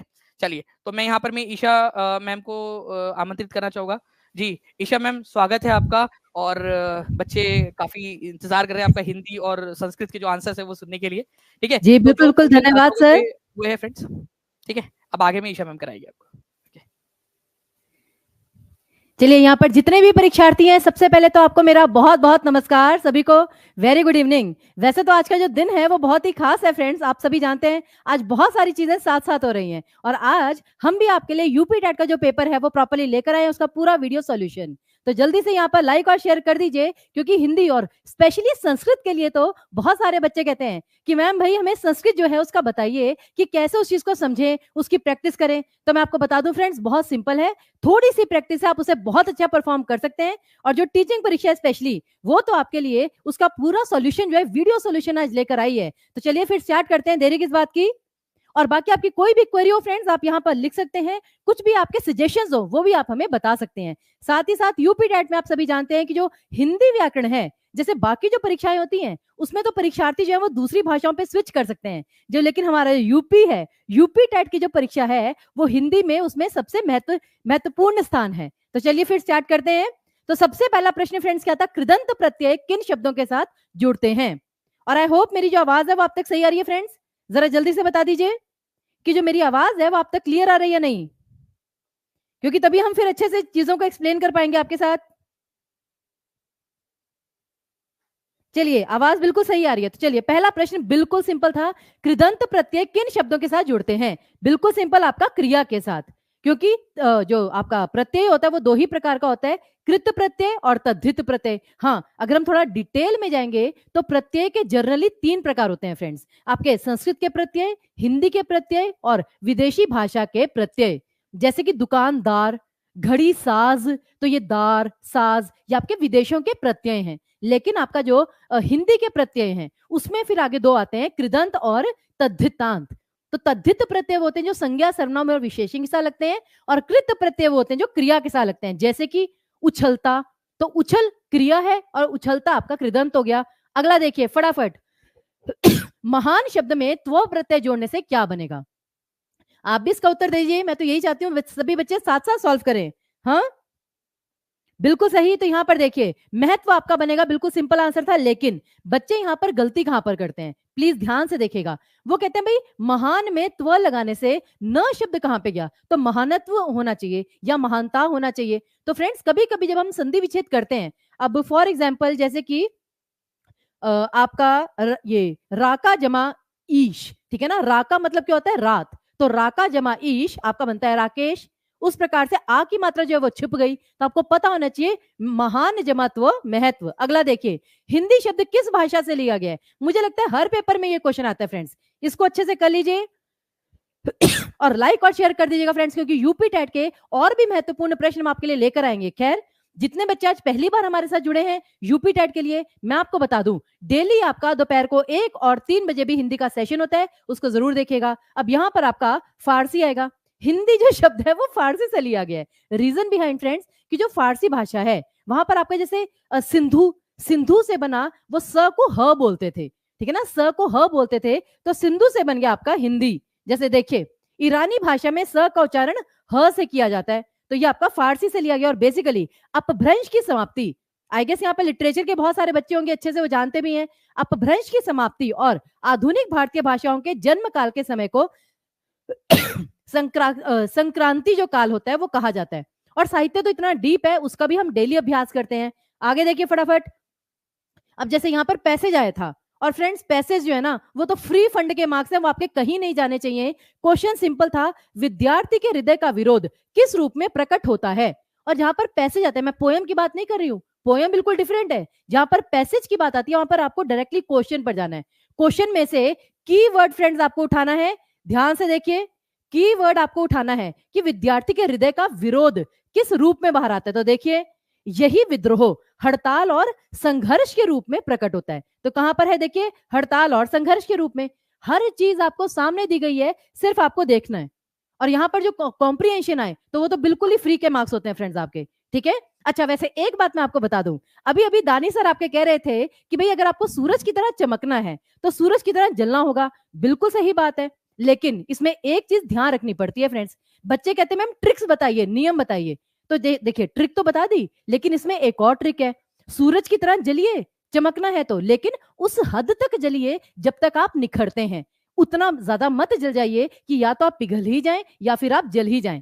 भाई मेरी बात से एग्री करते नहीं करते हैं कि आपको जो जलना है वो भी एक सीमा तक जलना है। लोहे को जब मोल्ड करने के लिए, मोड़ने के लिए जलाया जाता है तो एक निश्चित सीमा तक जलाया जाता है, लेकिन उसके बाद वो फिर पिघल जाता है या फिर जैसे कहते हैं टूट जाता है। तो आपको भी ध्यान रखना है कि मेहनत करनी है लेकिन सही तरीके से करनी है। ऐसा नहीं कि जो विषय बिल्कुल बेकार है उसी में अपनी जान झोंके पड़े हैं। भाई महत्वपूर्ण विषय आपको जानने हैं ना, और इसीलिए आप यहाँ पर हमारे साथ सेशन में जुड़िएगा कि कौन कौन से विषय महत्वपूर्ण है, वो आपको सारे बताएंगे, उनकी जो ट्रिक्स हैं वो आपको बताएंगे। कहते हैं ना स्मार्ट वर्क करना है, हार्ड वर्क तो करना ही करना है, लेकिन स्मार्ट वर्क उससे भी ज्यादा जरूरी है। चलिए आगे देखिए। फिर विद्यार्थी महत्वाकांक्षी होने के कारण क्या करता है, सम्मान प्राप्त करना चाहता है। तो देखिए किंतु आज का विद्यार्थी अपना महत्व बताकर सम्मान प्राप्त करना चाहता है। बिल्कुल क्लियर कट आंसर था, तो ए ऑप्शन आपका करेक्ट आना था इसमें। अगला देखिए, फिर निम्न में से कौन सा शब्द सरस्वती का पर्यायवाची नहीं है। अब यहां पर एक एक शब्द देखिए फ्रेंड्स, वीणा पाणी, पाणी का मतलब होता है हाथ, और वीणा है पाणी में जिनके। अब जैसे ये बहुव्रीहि समास है, सरस्वती जी के लिए प्रयुक्त होता है। फिर भारती, वाग्देवी, इसमें व्यंजन संधि है आपकी, ठीक है ना, संस्कृत में भी आपके संधि आया था। तो वाग्देवी, वाक जमा देवी, व्यंजन संधि थी फ्रेंड्स इसमें आपकी, ये भी सरस्वती जी का है। लेकिन जो जानवी है, जानवी में आपका कौन सा है, गंगा का पर्यायवाची है। तो डी ऑप्शन आपका करेक्ट आना था। वैसे अच्छा कितने बच्चे मुझे यहां पर एक छोटी सी चीज बताएंगे, जानवी में जो ह वर्ण है, ह वर्ण ये आधा है या पूरा, और जो दूसरा वर्ण है न, ये आधा है या पूरा, जरा जल्दी से बताएंगे फ्रेंड्स, क्योंकि वर्तनी वाले प्रश्नों में ये बहुत महत्व रखता है। कोई जो जानवी शब्द है उसमें ह और न में से कौन सा आधा है और कौन सा पूरा, जल्दी से बताइए जरा सभी बच्चे। बस कुछ क्वेश्चन और हैं, जल्दी जल्दी करिए हिंदी का, और उसके बाद फिर हम आपको दूसरे सब्जेक्ट की ओर लेके जाएंगे। ह, देखिए अब यही चीज बच्चे कह रहे हैं ह पूरा है, गलत। आप शब्द को बोलकर देखिए, जैसे कि मैं तो न्यूज में भी देखती हूँ चिन्ह शब्द की वर्तनी गलत लिखी होती है फ्रेंड्स। देखिए चिन्ह हम बोलते हैं चिन्ह, और ऐसे लिखा जाता है, और ये आपका गलत है, बिल्कुल गलत है। क्यों, चिन्ह में ह को पहले बोलिए फ्रेंड्स, ऐसे ह आधा है और न पूरा है, चिन्ह, चिन्ह ऐसे करके बोलना होता है। उसी प्रकार जाह्नवी, तो ह पहले बोला जाता है न बाद में, ह आधा है न पूरा। और ये मैं आपको क्यों बता रही हूँ, क्योंकि आपको संधि विच्छेद में भी काम आएगा, आपको वर्तनी में भी काम आएगा, साथ ही साथ आपको शब्दकोश वाले प्रश्न फ्रेंड्स, आजकल ट्रेंड में चल रहे हैं हिंदी शब्दकोश के प्रश्न, तो उसके लिए भी आपको ये जानना है। ओके आगे देखिए, फिर निम्न में से उद्यान का पर्यायवाची कौन सा है। आई गेस एक क्वेश्चन पर्यायवाची विलोम का आता ही है। तो यहाँ पर उपल मतलब क्या होता है, पत्थर या ओले। विटप मतलब क्या होता है, एक पेड़ की नई नई शाखा जैसे निकली होती है। और सलिल मतलब होता है जल, सलिल मतलब जल होता है। मोस्टली बच्चे इसे विशेषण के रूप में लेते हैं, पवित्र के रूप में लेते हैं, पावन के रूप में लेते हैं, कोमल के रूप में लेते हैं, परंतु कुसुमाकर, कुसुमाकर आपका बाग का पर्यायवाची है, वाटिका, बाग वसंत ऋतु का पर्यायवाची है, तो उसे कहते हैं कुसुमाकर। अगला देखिए फटाफट, निम्न में से योजक चिन्ह कौन सा है? और आजकल इसके भी कई प्रश्न आने लगे हैं, तो देखिए सारे चिन्ह देखिए यहाँ पर विराम चिन्ह, ये है आपका कौन सा? पूर्ण विराम चिन्ह, फुल स्टॉप, वाक्य को पूर्ण रूप से समाप्त करने के लिए। दूसरा आता है आपका ये कॉमा। अब आपको इंग्लिश में कॉमा तो पता है, हिंदी में इसे क्या कहते हैं? अल्प विराम।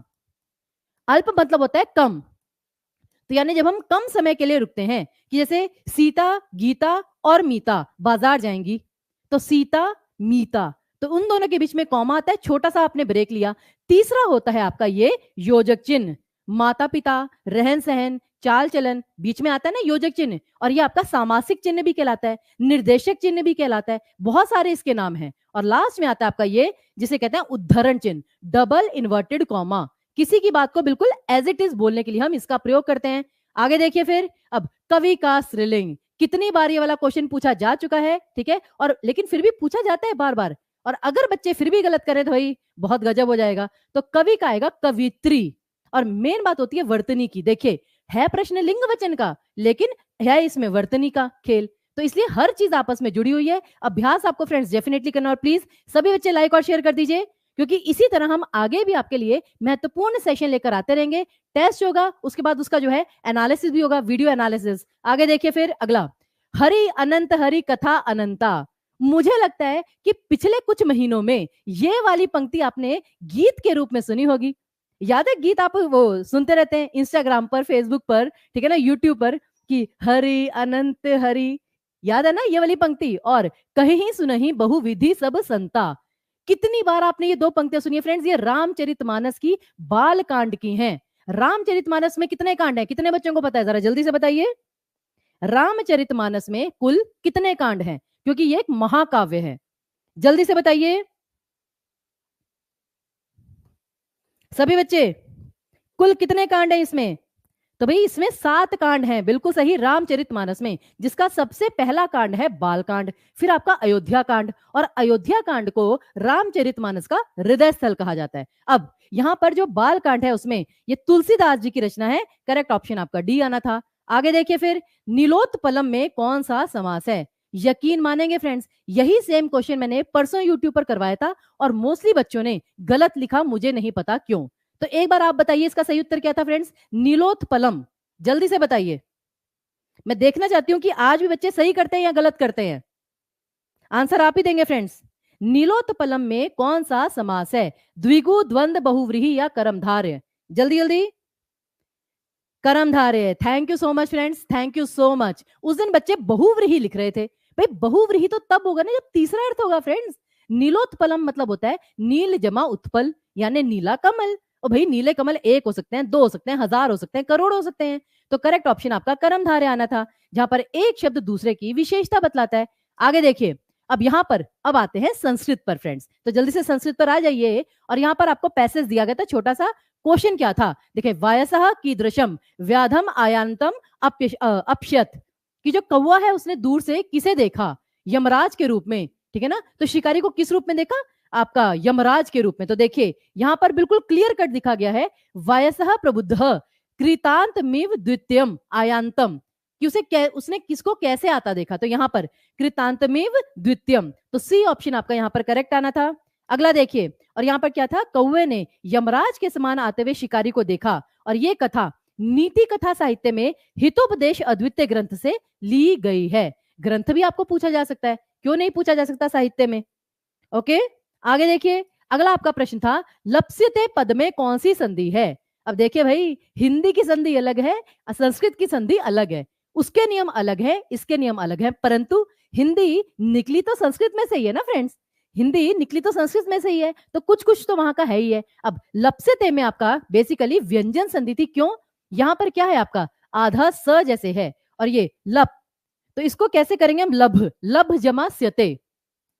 देखिए चर्व संधि थी, यहां पर व्यंजन संधि लभ जमा स्यते, और उसमें चर्व संधि में बेसिकली होता क्या है कि जैसे आपका ये जो है प फ ब भ, प और भ एक ही वर्ग के हैं फ्रेंड्स, और साथ ही साथ उसके प्रॉपर नियम होते हैं कि जैसे झल वर्णों, यानी प्रत्येक वर्ग के पहले, दूसरे, तीसरे और चौथे वर्ण उसके स्थान पर, ठीक ठीक है ना, चर वर्ण प्रथम वर्ण हो जाता है। तो यहाँ पर देखिए जैसे भ की जगह, ठीक है ना, प हो गया, तो भ की जगह प हो गया, प फ ब भ, तो इसलिए आपका ये चर्व संधि थी। अगला देखिए फिर, क्रीड़ा धूर्तः पद प्रयुक्त समास विग्रह कौन सा है? इसका समास विग्रह क्या आएगा, पेपर में अधिकतर पूछा जाता है। अब क्रीड़ा धूर्तः का मतलब होता है जो खेल में चालाक हो, बड़ा चतुर हो, ठीक है ना, बहुत ही खेला करने वाला हो। तो यहाँ पर क्रीड़ायाम धूर्तः आना था सही उत्तर। और उसके बाद आपका उदति सविता ताम्रः एवं अस्तमेति च संपतो विपतो च महता मेक रूपता। अब यहाँ पर सविता की दृशा उदेती, जो सविता है सुबह का समय है, किस प्रकार से उदय हो रहा है, तो ये आपका क्या है, उदेती सविता ताम्रः, ठीक है ना, इसकी तरह। तो यहाँ पर आपका ए ऑप्शन बिल्कुल क्लियर कट था फ्रेंड्स। तो ये आपके हिंदी और संस्कृत के कुल मिलाकर 15 प्रश्न थे। तो यहाँ पर मैं जितने भी बच्चे हैं सभी से रिक्वेस्ट करूंगी जरा जल्दी से लाइक और शेयर कर लीजिए और टीचिंग परीक्षा के यूट्यूब चैनल को सब्सक्राइब कर लीजिए, क्योंकि आगे आने वाले दिनों में हम आपको जितने भी सब्जेक्ट्स हैं आपके पूरा का पूरा सिलेबस ट्रिक्स के साथ, बहुत महत्वपूर्ण तथ्यों के साथ आपको क्लियर करने वाले हैं, जो आपके लिए बहुत ही लाभदायक रहेगा। तो चलिए जरा जल्दी से अब अगले जो टीचर हैं मैं उनसे रिक्वेस्ट करूंगी कि वो जल्दी से आए और देखते हैं भाई अगले टीचर कौन से हैं। तब तक आप बताइए, कोई भी अगर आपकी क्वेरी हो, हिंदी में कोई भी आपका सजेशन हो, या आप कुछ कहना चाहते हो कि मैम इस विषय पर ज्यादा लेक्चर दीजिए, तो आप बता सकते हैं मुझे। हाँ जी, तो देखिए यहाँ पर हमारे मैथ्स के सर आ गए हैं, पंकज सर आ गए हैं। तो चलिए फिर अब मैथ्स को जरा करते हैं। तो चलिए सर प्लीज।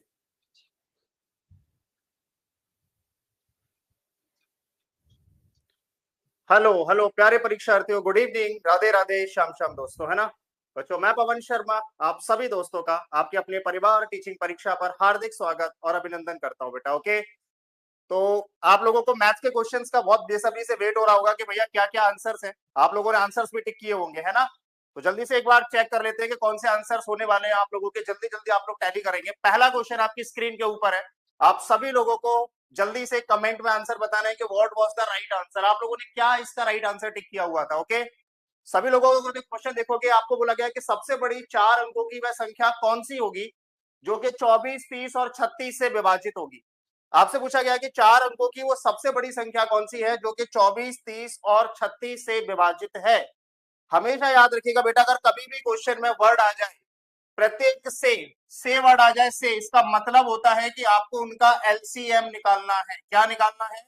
एलसीएम। तो आपसे पूछ रहा था 24, 30 और 36 का एलसीएम बताइए, लेकिन एलसीएम में सबसे बड़ी वाली संख्या बतानी थी। वेरी गुड, बहुत सही आंसर आ रहे हैं कमेंट में। जो भी आंसर दे रहा है ना 9720 एब्सोल्युटली राइट आंसर है। अब इसको एक बार देख लेते हैं बेसिक से कि कैसे करना था। ओके, अगर आप 24, 30 और 36 का बेटा एलसीएम निकालोगे तो एक तरीका ही होता है कि आप लोग डंडे खींचते हो भैया। 24, 30 और 36 जितना कॉमन निकल सकता है आप इनमें से सब में से निकालोगे। आप बोलोगे भैया सब में से 4 कॉमन दिख रहा है, मैंने कहा ले तो 4 कॉमन। तो 4 छिक्के 24 और ये 30 था, 30 तो कॉमन नहीं आएगा, 30 में से 4 तो कॉमन नहीं आ रहा है। तो फिर आप क्या करो, सिर्फ 6 कॉमन था, सॉरी बेटा। ओके, कितना कॉमन था? सब में से 6 कॉमन था। अगर हम 6 कॉमन निकाल लेते हैं तो 6 चौक 24, 6 पंजे 30 और 6 छिंग 36। अभी कितना कॉमन आ रहा है? 2, 2 दूनी 4, ये 5 और 2 तिया 6। अब इनमें कुछ भी कॉमन नहीं है तो 6 दूनी 12 और 12 गुणा 2 पंजे 10, तिया कितना हो गया? 5 दूनी 10। इन सबका गुणा कर दो, यही एलसीएम है। 5 दूनी 10, 30 और 12 तिया 36, यानी कि इन सबका एलसीएम कितना आ गया? 360 आ गया। यानी कि 360 वो सबसे छोटी संख्या होगी जो इन सबसे पूरी तरह कट रही होगी। ध्यान से सुन लो आप लोग सभी लोग, सबसे छोटी संख्या होगी जो इन तीनों से कट रही है 24, 30 और 36 से, वो होगी 360। लेकिन उसने ये बोला है कि 4 अंकों की सबसे बड़ी संख्या बतानी है। अब ध्यान से देखो स्क्रीन पर, पहली बात तो ये 1, 2, 3, 4, 5, ये 5 अंकों की है, ये तो आंसर ही नहीं है। ठीक है, आगे आ जाओ। जो भी संख्या 360 से कटेगी वही संख्या आपका इनमें से आंसर होगी। जो भी संख्या 360 में से कटेगी बी, सी और डी में, वही आपका आंसर होगी। तो ध्यान से देखो, पहली बात तो ये 0 है तो इन सब में से एक एक 0 तो हटा दो, वैसे ही 0 हट गया। अब आप ये देखो 36 से कौन सा कट रहा है।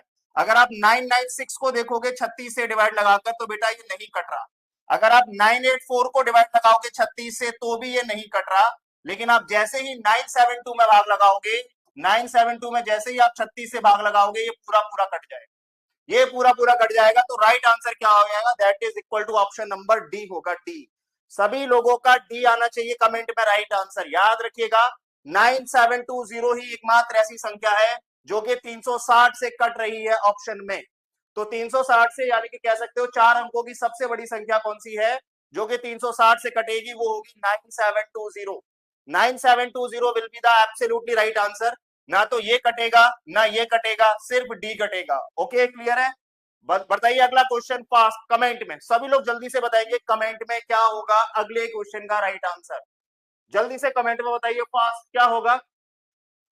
एक बार सभी लोग क्लास को लाइक और शेयर कर देंगे जल्दी से, और कमेंट में अगले क्वेश्चन का राइट आंसर बताएंगे, ठीक है कि नहीं? सभी को आपको दिया गया है कि एक्स स्क्वायर प्लस में 1/x² बराबर दिया गया है 23, और आपसे वैल्यू पूछी गई है x की पावर 4 प्लस 1/x की पावर 4 का वैल्यू क्या होगा।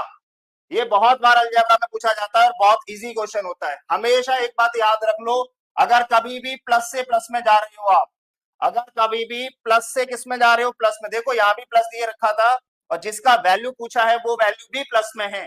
अगर कभी भी प्लस से प्लस में जाओगे, और हमेशा याद रखो अगर ऊपर वाली का वर्ग करके नीचे वाली संख्या आ रही है, जैसे x² का वर्ग करोगे तो x4 आएगा, 1/x² का वर्ग करोगे तो 1/x4 आएगा। और कभी भी अगर आप प्लस से प्लस में जाओगे तो कुछ नहीं होता, जो ये नंबर दी गई है आपको, जो ये नंबर दी गई है इसी का स्क्वायर करके 2 घटाना होता है, याद रख लो। प्लस से प्लस में जाओगे तो 2 हमेशा माइनस का आता है, अगर आप माइनस से प्लस में जाओगे तो हमेशा 2 प्लस का आएगा। ये बात नोट कर लेना, बहुत इंपॉर्टेंट बात है ये, ठीक है? 23 का स्क्वायर कितना होता है? आप बोलोगे भैया 23 का वर्ग होता है 529। कितना होता है? 529। 529 में से 2 गया यानी कि 527 आपका बिल्कुल सही आंसर था इसका। The right answer will be equal to what? 527 will be the absolutely right answer. बहुत बढ़िया, बहुत शानदार। क्यों भाई, तुम लोगों के सारे आंसर सही है क्या? बड़े शानदार आंसर दे रहे हो सभी लोग। सभी लोगों का सी ऑप्शन आना चाहिए था, 527 will be the right answer. Okay, clear है? इसके और भी तरीके होते हैं कि अगर आप सॉल्व भी ना करो वही राइट आंसर हो जाएगा। आप ये देखो, इनमें से कौन सी ऐसी नंबर है, डायरेक्ट सिखाते हैं इनको अलजेब्रा में, इनमें से कौन सी ऐसी नंबर है जिसमें से 2 जोड़ दिया जाए तो वे वर्ग बन जाएगा। इस तरीके से भी सिखाया जाता है कि इनमें से कौन सी ऐसी नंबर है जिसमें अगर आप 2 जोड़ दोगे तो वो वर्ग बन जाएगा, तो वो एक ही नंबर है 527 प्लस 2 29। 529 बनने वाली एक ही संख्या है जो वर्ग बनेगी, वो है सी। ये वो तरीके होते हैं जो ये कहते हैं कि क्वेश्चन को बिना पढ़े सॉल्व करना है। तो राइट आंसर क्या आएगा जल्दी से आप लोग बताइए। अगला क्वेश्चन बहुत ही शानदार क्वेश्चन था, बहुत मजेदार था, इसमें एक कॉन्सेप्ट छुपा हुआ था। वो कॉन्सेप्ट आप में से कितने लोगों ने किया है बताओ? वेरी गुड, बहुत सही, बहुत बढ़िया। राइट आंसर बताइए क्या होगा।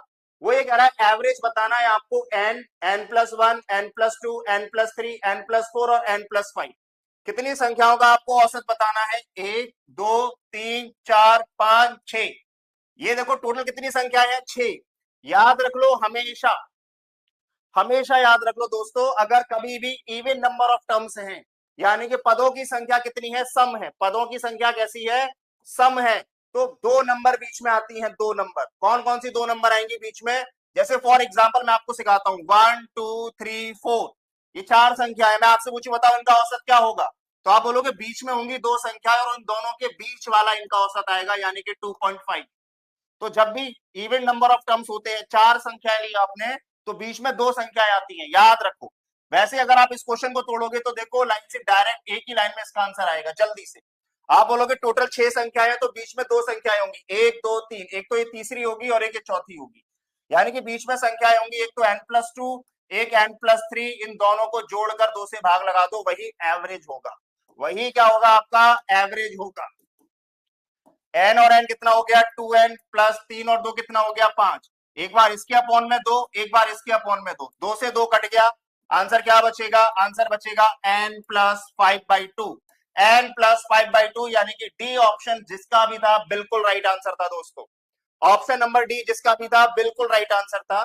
ये बात आप हमेशा एक चीज नोट कर लेना दिमाग में, अगर नंबर ऑफ टर्म्स इवन है, 6 संख्याएं हैं, तो बीच में आएंगी 2 संख्या, एक ये रही और एक ये रही, हमेशा 2 संख्याएं बीच में आएंगी। अगर नंबर ऑफ टर्म्स ऑड है, ऑड का मतलब है जैसे मान लो, जैसे आपको थोड़ी देर के लिए मैं समझा दूं, on odd number of terms, जैसे मान लो 3 संख्या है, 1 2 3, अब मैं पूछूंगा बताओ बीच में कितनी संख्या आएंगी, तो आप बोलोगे बीच में एक ही संख्या आएगी। तो जब भी नंबर ऑफ टर्म्स ऑड होते हैं, यानी कि पदों की संख्या अगर विषम होती है, तो आपको बीच में एक ही वैल्यू मिलेगी, वही औसत कहलाएगी। वही क्या कहलाएगी, औसत कहलाएगी। लेकिन अगर गलती से भी नंबर ऑफ टर्म्स कैसे हो गए, इवन हो गए। कैसे हो गए, इवन। तो बीच में दो संख्याएं मिलेंगी और जो औसत होगा वो उन दोनों का योग बटे में 2 होगा। ये बात आप हमेशा दिमाग में नोट करके रखिएगा। क्लियर है सभी लोगों को? वेरी गुड, बहुत बढ़िया। अगला बताइए जल्दी से, अगले का राइट आंसर क्या होगा? ये तो बहुत इजी क्वेश्चन है, सभी लोग जल्दी पर बताएंगे क्या होगा राइट आंसर। ओके, सभी लोगों के आंसर्स ठीक आ रहे हैं, जल्दी से बताइए क्या है। वो कह रहा है वो सबसे छोटी संख्या बताओ जिसमें अगर हम 512 से गुणा कर दें तो ये एक वर्ग बन जाए। वह सबसे छोटी संख्या कौन सी है जिसमें अगर हम 512 से गुणा कर दें तो ये एक वर्ग बन जाए? बताओ जल्दी से। वेरी गुड, शाबाश, बहुत बढ़िया। आप लोगों को बिल्कुल बहुत अच्छे से मालूम था कि 512 जो होता है वो 8 का क्यूब होता है। यानी कि अगर मैं 512 को लिखना चाहूं तो ये लिखा जाएगा 8 गुणा में 8 गुणा में 8।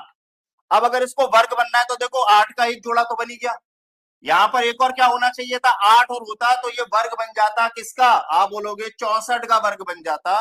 तो सबसे छोटी संख्या जिससे इसको गुणा करना चाहिए था वो थी 8। बिल्कुल राइट आंसर है आप लोगों का, ऑप्शन नंबर ए बिल्कुल राइट आंसर है। बहुत बढ़िया, बहुत शानदार, सभी लोगों का बिल्कुल ठीक है कि भैया 512 को 8 गुणा में 8 गुणा में 8 तो हम पहले ही लिख कर बैठे हैं। अगर इसको वर्ग बनना है तो एक 8 की और कमी है। अगर एक 8 और होता तो ये कंप्लीट नंबर क्या हो जाती, आपका वर्ग बनती किसका? 8 8 64 का। क्लियर है सभी को? वेरी गुड, बहुत बढ़िया, बहुत शानदार। अगला क्वेश्चन का आंसर बताइए आप लोग जल्दी से, फास्ट। ये एसआई का क्वेश्चन है, साधारण ब्याज का क्वेश्चन है। कमेंट में बताना क्या होगा राइट आंसर। ये कह रहा है एक राशि को 2 साल के लिए आपने उधार दिया। कितने साल के लिए उधार दिया आपने? 2 साल के लिए एक राशि को उधार दे दिया। कितने परसेंट पे? वो कह रहा है कि आपने जितने भी परसेंट पे दिया, अगर आप उससे रेट ऑफ इंटरेस्ट कितनी और बढ़ा देते, 3% और बढ़ा देते, यानी कि एक साल में 3% आपको ज्यादा ब्याज मिलती। एक साल में कितना परसेंट ज्यादा ब्याज मिलती? 3%। तो बेटा एक बात बताओ, 2 साल में कितनी ज्यादा ब्याज मिलेगी? अगर एक साल में 3% तो 2 साल में ब्याज मिलेगी भैया 6% ज्यादा। यानी कि जो ब्याज होगी वो 6% ज्यादा मिलेगी। और वो क्या कह रहा है कि कितने रुपए ज्यादा मिलते हैं? 300 रुपए। यानी कि 6% का वैल्यू है 300। तो मूलधन पूछा है, मूलधन होता है हमेशा 100%। तो 6% है 300 के बराबर, तो 100% कितने के बराबर होगा? आप बोलोगे 300 बटे में 6 भैया गुणा में 100। 6 से काटोगे 50 बार, 50 का 100 में गुणा करोगे, यानी कि आपका जो मूलधन आएगा वो आएगा दैट इज इक्वल टू 5000। सभी को क्लियर है? एक बार जल्दी से बता दो, हर बच्चे का आंसर 5000 आ रहा है? जल्दी से कमेंट में बताएंगे सभी का आंसर 5000 है। शानदार, बहुत बढ़िया। याद रखिएगा जितना परसेंट रेट ऑफ इंटरेस्ट बढ़ाएगा साधारण ब्याज में, कितने साल के लिए बढ़ाएगा उतनी का ही गुणा करके पता लग जाता है कि कितनी ब्याज एक्स्ट्रा मिलेगी। तो यानी कि उसको 6% ब्याज एक्स्ट्रा मिलती। तो 6% जो एक्स्ट्रा मिला है वो क्वेश्चन में रुपए में कितने दे रखा है? 300 रुपए के बराबर दे रखा है। ठीक है, तो 6% 300 के बराबर, 100% क्या होगा? 300 बटे में 6 गुणा में 100। 6 पंजे 30, 50 का 100 में गुणा करोगे, राइट आंसर आ जाएगा 5000। क्लियर है सभी को? बहुत बढ़िया। तो ये थे आपके आज के मैथ्स के क्वेश्चंस, कंप्लीट क्वेश्चंस। ठीक है, अब आप लोगों के सामने आने वाली है दीपाली मैम, वो आपको कराएंगे सीडीपी के क्वेश्चंस। तो एक बार सभी बच्चे क्लास में जल्दी से वेलकम करेंगे और एक बार क्लास को लाइक और शेयर कर देंगे बेटा। Okay, thank you so much, thank you बेटा। Hello everyone, welcome all of you to the platform Teaching Pariksha. यहाँ पर आप सभी प्यारे बच्चों के लिए मिनी मॉक टेस्ट रखा गया था और इस मिनी मॉक टेस्ट पर आपका टीचिंग स्किल्स, आपका लाइफ स्किल्स, आपकी साइकोलॉजी वाला part, वो सब मैं आपको यहाँ पर कराने वाली हूँ। और आज जो मिनी मॉक टेस्ट था उसके अंदर आपके लाइफ स्किल्स के, टीचिंग स्किल्स के और आपका जो साइकोलॉजी वाला पार्ट था उसके 10 क्वेश्चन आए थे। तो आज हम 10 क्वेश्चन को समझेंगे और ये जो 10 क्वेश्चन है ये बेसिकली फैक्चुअल क्वेश्चन है, तो आपने इनको समझना है। एक बार यह सभी प्यारे साथी एनर्जेटिक थम्स अप दे देंगे क्योंकि एनर्जी रहेगी तभी बहुत मजा आएगा। तो आ जाओ जी, शुरू करते हैं अपनी क्लास को। सबसे पहले तो मैं आपको बता दूं कि आप सभी साथी यहाँ पर यूपी सुपर टेट की तैयारी कर रहे हैं और मैं यूपी सुपर टेट में आपको कौन कौन से टॉपिक्स कराने वाली हूँ। तो मैं यहाँ पर आपको चाइल्ड साइकोलॉजी समझाऊंगी, पूरी की पूरी चाइल्ड साइकोलॉजी, टीचिंग मेथोडोलॉजी और लाइफ स्किल एंड मैनेजमेंट और एप्टीट्यूड। यानी कि अगर देखा जाए 10 + 10 और +10 30 क्वेश्चन मेरे द्वारा कराए जाएंगे। तो आप सभी के लिए ये 30 क्वेश्चन बहुत ज्यादा इंपॉर्टेंट रहेंगे। इन 30 क्वेश्चन में आपको मैं डेली मॉक टेस्ट जब भी हम लेंगे संडे टू संडे, यहाँ पर मैं आपको 10-10 क्वेश्चंस करके हर किसी क्वेश्चन के पीछे का बेस स्ट्रॉन्ग कराऊंगी। तो आइए फिर देरी नहीं करते हैं, शुरू करते हैं अपनी क्लास को। पहला प्रश्न आपका मिनी मॉक टेस्ट का ये रहा, फटाफट से आ जाओगी। पहला प्रश्न मिनी मॉक टेस्ट का प्रश्न आपका ये रहा, observational learning is also known as what? अवलोकनीय अधिगम को किस रूप में जाना जाता है? जो अवलोकनीय अधिगम है उसको आप किस रूप में जानते हैं? Modelling, imitation, conceptualisation and both A and B. फटाफट से कमेंट कीजिए, फटाफट से कमेंट कीजिए, फटाफट से कमेंट करेंगे सभी। अवलोकनीय अधिगम, सबसे पहले तो बात है ये जानने की कि जो अवलोकनीय अधिगम है, यानी कि जो ऑब्जर्वेशनल लर्निंग है, उसको आप किस नाम से जानते हैं? तो अवलोकनीय अधिगम को देने वाले हैं बेंडूरा। अवलोकनीय अधिगम को देने वाले हैं एल्बर्ट बेंडूरा, और एल्बर्ट बेंडूरा ने सामाजिक अधिगम की बात की है। ये क्वेश्चन आपका साइकोलॉजी पार्ट से है। एल्बर्ट बेंडूरा ने सामाजिक अधिगम की बात की है। यहाँ पर एल्बर्ट बेंडूरा कहते हैं कि जो बच्चे होते हैं वो मॉडलिंग के द्वारा और अपने आसपास की लोगों से इमिटेट करके, अनुकरण करके सीखते हैं। तो यहाँ पर मॉडलिंग और इमिटेशन दोनों की बात आपके एल्बर्ट बेंडूरा ने की है। तो आप याद रखिए, इस पहले क्वेश्चन का आंसर होगा डी, ए एंड बी दोनों। इस पहले क्वेश्चन का आंसर होगा डी, ए और बी दोनों। जो भी प्यारे साथी ए और बी दोनों कह रहे हैं वो बिल्कुल सही, बिल्कुल सटीक आंसर दे रहे हैं। ऑब्जर्वेशन लर्निंग को समझना है तो आपको ये फिगर को समझना होगा। इस फिगर में आप देख सकते हैं ये दो लड़कियां एक रेस्टोरेंट में गई हैं, जहां पर ये चॉपस्टिक से ये इस तरीके के डेजर्ट्स को या फिर इस तरीके की खाने को ये खा रहे हैं, लेकिन इनको चॉपस्टिक से खाना नहीं आता। तो हुआ क्या, यहाँ पर यहाँ पर ये जो लड़की है, इन्होंने इन लड़कों को चॉपस्टिक से खाते हुए देखा और फिर उसको कॉपी किया, उसको ऑब्जर्व किया और फिर वो यहाँ पर चॉपस्टिक को खाने लगी। इसी पूरी लर्निंग को आप कहेंगे ऑब्जर्वेशनल लर्निंग। ऑब्जर्वेशनल लर्निंग की बात एल्बर्ट बेंडूरा ने 1977 में दी, जहां पर ये 4 प्रक्रियाओं की बात की। इसकी ट्रिक है ARRM। तो एक बार सभी प्यारे साथी कमेंट में लिख देंगे ARRM, attention, retention, reproduction and motivation. In 4 steps की बात, इन 4 चरणों की बात यहाँ पर एल्बर्ट बेंडूरा ने करी। आगे बढ़िए, मैंने कहा था ना हर एक क्वेश्चन से आपको कुछ ना कुछ सिखाऊंगी, आपको एक एक थ्योरी क्लियर करवा दूंगी। ठीक है जी, आवाज प्रॉपर है? एक बार कमेंट कर दीजिए एवरीवन, एक बार कमेंट कर दो एवरीवन। तो यहाँ पर क्वेश्चन नंबर 2, राष्ट्रीय माध्यमिक शिक्षा अभियान यानी कि RMSA। यहाँ पर हमने देखा कि सुपर टीटी में, यूपी सुपर टीटी में आपकी कमिटीज कमीशन से भी क्वेश्चन पूछे गए हैं। तो आपने कमिटीज क्वेश्चंस को भी इजीली मेरे साथ यहाँ पर कवर करना है। Okay, so voice clear? ठीक है, क्या है? ओके, तो आरएमएसए की अगर हम बात करें तो जो आरएमएसए है वो किसके लिए लाया गया था? राष्ट्रीय माध्यमिक शिक्षा अभियान। उनको समझ लो यार, राष्ट्रीय माध्यमिक शिक्षा अभियान किसको कहते हैं? जो माध्यमिक शिक्षा के लिए लाया गया। तो जो आरएमएसए है वो माध्यमिक शिक्षा यानी कि 6 से लेकर 8 तक की जो शिक्षा होती है, सेकेंडरी एजुकेशन के लिए लाया गया था। याद रखेंगे, जो आरएमएसए है वो सेकेंडरी एजुकेशन के लिए लाया गया। क्या आपको समझ आ रही है?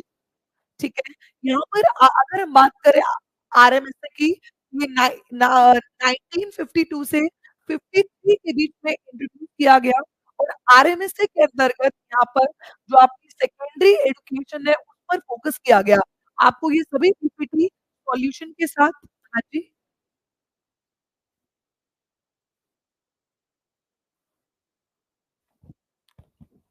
Okay okay done. तो secondary education commission Mudaliar commission को ही कहा गया। यहाँ पर ध्यान, मतलब हर एक क्वेश्चन पे आपको कुछ ना कुछ सीखने को जरूर मिलेगा। अभी मुझे कमेंट करके बताओ क्या आपको मेरी वॉइस प्रॉपर्ली क्लियर आ रही है? क्योंकि सर बहुत बैकएंड पे सब लोग लगे हुए हैं कि वॉइस क्लियर जाए। तो एक बार कमेंट कर दो कि वॉइस क्लियर है या मेरी आवाज़ ओके है? ये थोड़ा-सा मुझे लग रहा है कुछ प्रॉब्लम है। तो एक बार कमेंट कर दो।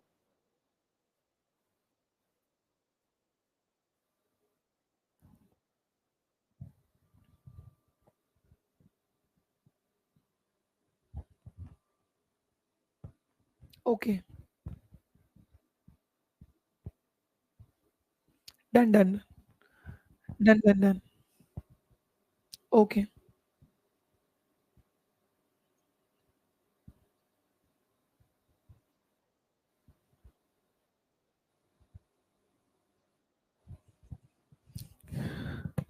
तो अभी थोड़ा ये जो वॉइस का प्रॉब्लम आ रहा है, इसको सही कर लेते हैं। इतने काजल मैम आ रही हैं और वो आपको रीजनिंग के कुछ क्वेश्चंस को कराएँगी। ओके? चलो, कंटिन्यू मिलती हूँ अंदर आके। ओके? चलो। Hello everyone, good evening. Hello प्यारे परीक्षार्थियों, कैसे हैं सब लोग? मैं उम्मीद करती हूँ कि आप सब लोग बहुत बढ़िया होंगे, ठीक होंगे, अच्छे होंगे, स्वस्थ होंगे और आप लोगों की तैयारी बहुत ही बेहतरीन चल रही होगी। जैसे कि आज आपको जो है आपका मॉक टेस्ट हुआ था, उसका आपको वीडियो सोल्यूशन जो है प्रोवाइड करवाया जा रहा है। तो सबसे पहले मेरे को एक बार रिप्लाई करिए, आवाज बिल्कुल परफेक्ट है? आवाज बिल्कुल परफेक्ट है। एक बार सब लोग लाइक और शेयर और मेरे को एक बार कंफर्म कर दीजिए कि यस मैम आवाज और वीडियो बिल्कुल परफेक्ट है। फिर हम चलते हैं हमारे क्वेश्चंस की तरफ। आज जो मॉक टेस्ट में आपके 5 क्वेश्चंस रीजनिंग के थे, तो बहुत ही बढ़िया क्वेश्चंस थे और मैं ये ऑलरेडी ये क्वेश्चंस आपको क्लासेस में करवाए भी हुए। इस टाइप के बहुत सारे क्वेश्चंस देखते हैं कितने बच्चों ने इस क्वेश्चन को जो है, इस क्वेश्चंस के आंसर जो है बिल्कुल बिल्कुल बिल्कुल सही अटेम्प्ट किए होंगे। तो चलिए जी पहले क्वेश्चन की तरफ बढ़ते हैं। आप लोगों ने भी कमेंट बॉक्स में बताना है कि आप लोगों ने इस क्वेश्चन का आंसर जो है क्या लगाया था। सबसे पहला क्वेश्चन आपके पास क्या है? सबसे पहला क्वेश्चन आपके पास आ चुका है। कहते कि select the correct combination of mathematical sign to replace ये, ठीक है जी, sign and the balance the given equation. इस इक्वेशन को आपने क्या करना था, बिल्कुल बैलेंस, यानी कि हम ये कह सकते हैं कि हमें साइन बताने हैं कि स्टार जो है, ये मल्टीप्लाई जो है, इसकी जगह जो है स्टार जो है कौन सा चिन्ह लगना था, कौन सी इक्वेशन बननी थी। जल्दी से एक बार कमेंट बॉक्स में आप लोग मुझे बताइएगा कि आप लोगों ने इसके जो आंसर जो थे वो क्या लगाए थे। जल्दी से रिप्लाई करेंगे। हाँ जी, अब देखो आपको 4 ऑप्शंस दे दी गई हैं, ए बी सी डी, है ना। आंसर आना स्टार्ट हो चुका है। अरे वाह, बहुत बढ़िया आंसर आना स्टार्ट हो चुका है। अरे यही तो एनर्जी चाहिए, यही तो बात होती है सिलेक्शन वाले बच्चों में कि क्वेश्चन देखा झट से आंसर। अरे वाह, बहुत बढ़िया। चलो करते हैं सॉल्व। अगर मैं यहाँ पे 2 को क्या करूं, 5 से गुना कर दूं, मेरे पास क्या आ जाएगा, 10 आ जाएगा। चलिए फिर उसके बाद अगर मैं यहाँ पे सेकंड वाले के ऊपर माइनस कर दूं तो मेरे पास कितना आ जाएगा, 10 माइनस 5, यानी कि मेरे पास क्या आ गया, 5 आ गया। इट मीन्स पहला साइन हमारे पास गुना, दूसरा साइन मेरे पास माइनस का होगा। अगर आप थोड़ा सा स्मार्ट वर्क करते ना, ऑप्शंस को एलिमिनेट भी कर सकते थे। देखो पहले इक्वल है, नहीं होगा, फिर मल्टीप्लाई नहीं होगा, इक्वल प्लस तो ऑप्शन डी, बट फिर भी हम सारे क्वेश्चन को सॉल्व करेंगे। अब देखो 2 को हमने 5 से गुना किया, 10 में से 5 को माइनस किया 5, यानी कि अगला चिन्ह हम कौन सा लगाएंगे, is equal to and 10 minus 5, यानी कि यहाँ पे इज इक्वल टू 10 माइनस 5, यानी कि 5 is equal to 5, left hand side is equal to right hand side. तो ऑप्शन हमारे पास कौन सा हो जाता, गुना माइनस इज इक्वल, और लास्ट में क्या है माइनस। ऑप्शन डी आपके पास क्या हो गया, करेक्ट आंसर हो गया। मैं उम्मीद करती हूँ कि सब लोगों ने इसी तरीके से बहुत ही जल्दी से क्वेश्चन को सॉल्व किया होगा। लाइक शेयर नॉट रुकिंग, जल्दी से लाइक शेयर कर देंगे। चलिए अगला सवाल देखिए, सेकंड क्वेश्चन है। अब सेकंड क्वेश्चन में क्या कहा, कहते कि अ पेपर इज फोल्डेड, एक पेपर को पहले फोल्ड किया गया, फिर उसको कट किया गया। तो जब कट किया गया, कट करने के बाद कागज को अनफोल्ड किया गया। जब आप कागज को पहले फोल्ड करेंगे, वो आपको डायरेक्शंस बताई हुई है, फोल्ड करने के बाद कट करेंगे, कट करने के बाद पेपर को आप ओपन करेंगे, लाइक अनफोल्ड करेंगे, वो कैसे दिखाई देगा? सबसे पहले कागज को इस तरीके से फोल्ड किया गया, यानी कि डबल किया गया, फिर डबल के बाद नीचे की तरफ फोल्ड किया गया, जब नीचे तरफ फोल्ड किया तो उसको कट किया गया इस तरीके से। ये वाले देखो, एक तो ट्रायंगल इस तरीके से क्या किया गया, कट किया गया, उसके बाद कट करने के बाद अब इसको ओपन किया गया। देखो जब इसको ओपन करेंगे तो हमारे पास आंसर क्या होगा? जब इसको ओपन करेंगे तो क्या होगा, जल्दी से, अब जब ओपन करेंगे ये वाला पहले ऊपर की तरफ ओपन होगा, जिस तरीके से हमने फोल्ड किया था उसी तरीके से ओपन करेंगे, पहले ऊपर की तरफ ओपन होगा, जब ऊपर की तरफ ओपन होगा ये वाला क्या हो जाएगा, ऊपर आ जाएगा, और ये त्रिभुज जो है नीचे, यानी कि ये वाला भी हो सकता है, ये वाला भी, ये नहीं हो सकता। ठीक है जी। सेकंड, जब उसको ऊपर से ओपन किया फिर उसको इस साइड से हमने अनफोल्ड करना है, जब इस साइड से अनफोल्ड करेंगे यानी कि ऑप्शन बी हमारे पास क्या हो जाएगा, करेक्ट आंसर हो जाएगा। बहुत बढ़िया, सब लोगों ने सही अटेम्प्ट किया है। ठीक है जी, बिल्कुल ही सही, बिल्कुल ही बढ़िया, बहुत ही खूब, बहुत ही बढ़िया, डन जी, क्लियर क्लियर। यहाँ पे कोई डाउट, कोई दिक्कत, कोई परेशानी, कोई डाउट, कोई दिक्कत, कोई परेशानी? हाँ जी, यहाँ पे जल्दी से बताइए, कोई डाउट, कोई दिक्कत, कोई परेशानी किसी बच्चे को? ठीक है जी, डन, चलो बहुत बढ़िया। अगला सवाल देखिए, आपको यहाँ पे क्वेश्चन कौन सा दिया गया है? आपको क्वेश्चन दिया गया है अल्फाबेट सीरीज का, अल्फाबेट सीरीज का। अब यहाँ पे ना देखो, ए भी आपको सिमिलर ही दिखाई दे रहा है, ठीक है जी, ए भी आपको क्या है, सिमिलर ही दिखाई दे रहा है, बट कहीं ना कहीं आप डिफरेंस चेक करो, डिफरेंस है। ठीक है, हाँ बिल्कुल जी, इस क्वेश्चन को सॉल्व करो जल्दी से। अब इसको सॉल्व करने के लिए हम क्या करते हैं, सबसे पहले जो आसानी से क्वेश्चन को सॉल्व करना है ना, आपको अल्फाबेट की प्लेस वैल्यूज पता होनी चाहिए। कुछ ही सेकंड का सवाल, जैसे कि जी की प्लेस वैल्यू क्या होती है, G7, जे की प्लेस वैल्यू 10, W की प्लेस वैल्यू 23, C की प्लेस वैल्यू 3। अब देखो सबसे पहले हम क्या करेंगे, हम नंबर्स क्यों लिखते हैं कि हमें जल्दी से उसका डिफरेंस जो है वे पता चल जाए, यानी कि J बोले तो 10, P बोले तो 16, F बोले तो 6, O बोले तो 15। बट क्या यहाँ पे हम कोई डिफरेंस चेक कर सकते हैं? बिल्कुल। अब देखो 7 से 10 यानी कि 3 ऐड कर दिया, 7 से 10, 10 के आगे भी क्या करेंगे, 3 ऐड। बट क्या ये सीक्वेंस लास्ट तक फॉलो हो रही है? ये सीक्वेंस लास्ट तक फॉलो हो रही है। 7 + 3 10, 10 + 3 13 यानी कि M, 13 + 3 16, 16 + 3 19 यानी कि बिल्कुल सही। उसके बाद सेकंड हमें क्या दिया गया है, J, P, B और H, ये हमें फाइंड करने। देखो J की वैल्यू 10, P की 16, यानी कि यहाँ पे क्या कर दिया, डायरेक्टली 3 के बाद 3 बढ़ा के 6 ऐड कर दिया। ठीक है, 10 के बाद 16, 16 में 6 और ऐड कर दीजिए, कितना आ जाएगा, 16 में अब 6 ऐड कर दीजिए 22, यानी कि M और V। स्मार्ट वर्क करेंगे M और V, बट फिर भी हम एक बार पूरी सीरीज को सॉल्व करके देखेंगे। ठीक है, अब 22 में 6 ऐड करेंगे, 22 में 6 ऐड करेंगे 26 के बाद, हाँ जी 22 में 6 ऐड करेंगे 28, 26 हमारे पास अल्फाबेट है। उसके बाद है ना, क्लियर है, आवाज आ रही है कि नहीं? चलो बहुत बढ़िया। फिर हमारे पास 22 में हमने क्या किया, 6 ऐड किया 28, 28 26 हमारे पास Z हो गया, 27 हमारे पास A हो गया और 28 हमारे पास क्या हो गया, B हो गया, यानी कि यहाँ पे B।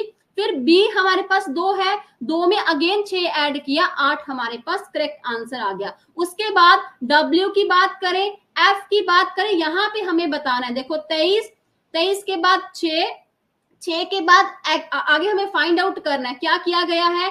23 में 9 को ऐड कर दो, 9 को ऐड कर दो, फिर 6 में 9 को ऐड कर दो। अब 6 में आप 9 ऐड करेंगे, आपके पास क्या आ जाएगा, 15 यानी कि O। उसके बाद C से क्या आ गया, C से 15 यानी कि 12 को ऐड कर दिया। तो यहाँ पे सीक्वेंस क्या फॉलो हुई है, पहले +3 किया पहले अल्फाबेट में, फिर +6 किया, फिर +9 किया, फिर +12 किया, तो ऑप्शन सी आपके पास क्या हो गया, करेक्ट आंसर हो गया। ठीक है जी, चलिए अगला सवाल 4th नंबर क्वेश्चन है। बताइए, ये आपका रिश्तों वाला सवाल है। कौन सा? Blood relation. ठीक है जी, ब्लड रिलेशन का सवाल है, जिसमें क्या कहा गया है कि तस्वीर में एक महिला की ओर इशारा करते हुए हर्ष ने कहा है। देखो पहले आप लोग बताइए, आप लोगों ने इसका आंसर क्या सॉल्व किया था, आपने इसका आंसर क्या लगाया था। देखो सबसे पहले मैं भी सॉल्व करती हूँ, आप लोग भी सॉल्व करिए, कमेंट बॉक्स में बताओ। ठीक है जी, जल्दी से बताओ कि क्या जो है, क्या कॉन्सेप्ट यहाँ पे लगा है, क्या यहाँ पे लॉजिक लगा है। कहा गया है एक तस्वीर में, ठीक है, एक तस्वीर में एक महिला की ओर इशारा करते हुए हर्ष ने कहा। अब मान लो यहाँ पे होगी महिला, कहीं भी बिठा दो, महिला है, ये हर्ष है, ठीक है, ये हर्ष है। क्या कहा उसने? हर्ष ने कहा कि मेरी पत्नी का बेटा, यानी कि पहले क्या होगी, हर्ष की पत्नी होगी, हर्ष की पत्नी का बेटा, हर्ष की पत्नी का बेटा, उसकी माँ की बेटी, ठीक है, अब इस महिला की, उसकी माँ की बेटी, ठीक है, उसकी माँ की बेटी का, बेटी के पिता, ठीक है, मेरी पत्नी का बेटा यानी कि हर्ष का बेटा, उसकी माँ की बेटी के पिता का हर्ष महिला से किस प्रकार से संबंधित है। बताइए बताइए, क्या आंसर लगाया हुआ है आप लोगों ने इस क्वेश्चन का। अब यहाँ पे देखो क्या कहा है, यहां तक आपको क्लियर है कि हर्ष की पत्नी है, हर्ष की पत्नी का बेटा, और जिस महिला की तरफ इशारा किया जा रहा है उस महिला की माँ जो है, उस महिला, उसकी माँ की बेटी के पिता है, उसका हर्ष का बेटा। तो बताइए हर्ष का उस महिला से क्या रिश्ता है, हर्ष के बेटे की वो क्या होगी, बेटी होगी, यानी कि बेटे की बेटी। ऑप्शन बी आपके पास क्या हो गया, करेक्ट आंसर हो जाएगा। अब जल्दी से बताएंगे सब लोग, ठीक है, क्लियर है। अब ये जिन बच्चों को समझ में नहीं आया, देखो क्या कहा गया है, मेरी पत्नी यानी कि हर्ष की पत्नी का बेटा, ठीक है, उसकी माँ की बेटी के पिता, उसकी माँ यानी कि उस महिला की, जिस महिला की तरफ इशारा किया जा रहा है ना, उसकी माँ की बेटी का पिता है कौन, हर्ष का बेटा।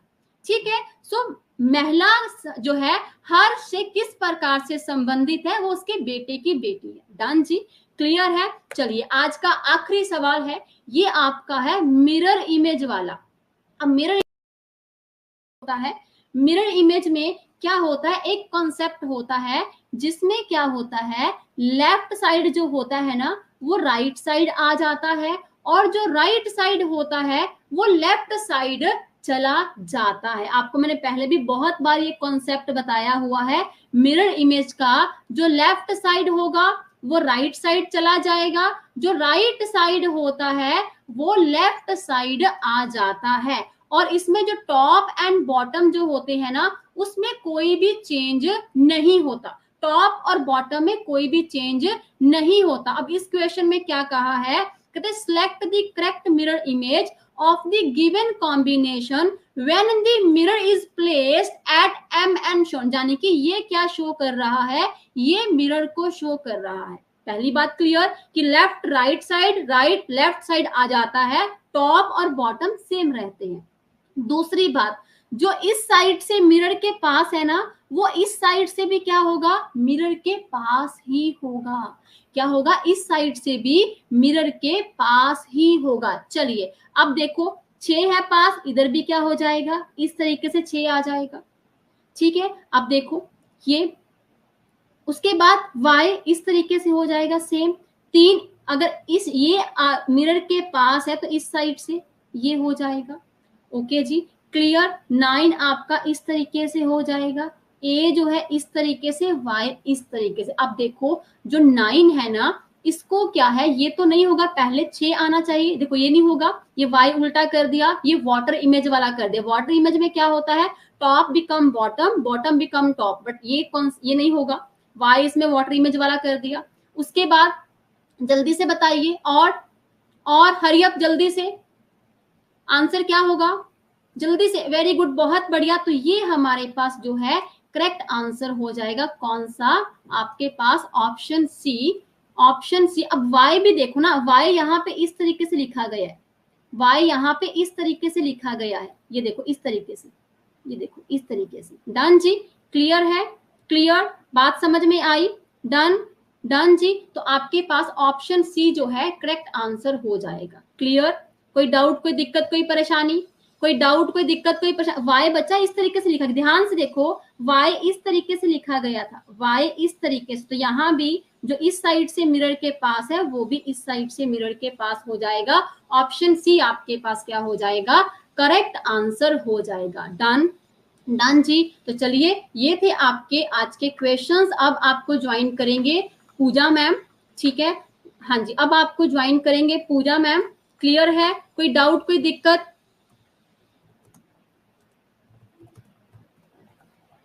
हाँ जी, कोई डाउट, कोई दिक्कत? बी और सी, मैं आपको वही तो कह रही हूँ ना कि आप y की डायरेक्शन देखो कि y किस तरीके से दिया गया था। y, ये देखो y, हल्का सा देखो y, तभी तो मैं आपको कह रही हूँ कि y देखो, y आपको दिया गया इस तरीके से, ये वाला y नहीं दिया गया, ये y नहीं है, बिल्कुल सीधा वाला y, ये हल्का सा वो है इस तरीके से। डन जी, clear? Now okay, now okay. चलो बहुत बढ़िया, जल्दी से रिप्लाई करेंगे। कोई क्वेश्चंस, कोई दिक्कत, कोई परेशानी? चलिए, अब आपको पूजा मैम ज्वाइन करेंगे, तो मिलते हैं हम हमारे नेक्स्ट सेशन में। तब तक के लिए थैंक यू सो मच। हंसते रहिए, मुस्कुराते रहिए। God bless you. Bye bye and take care.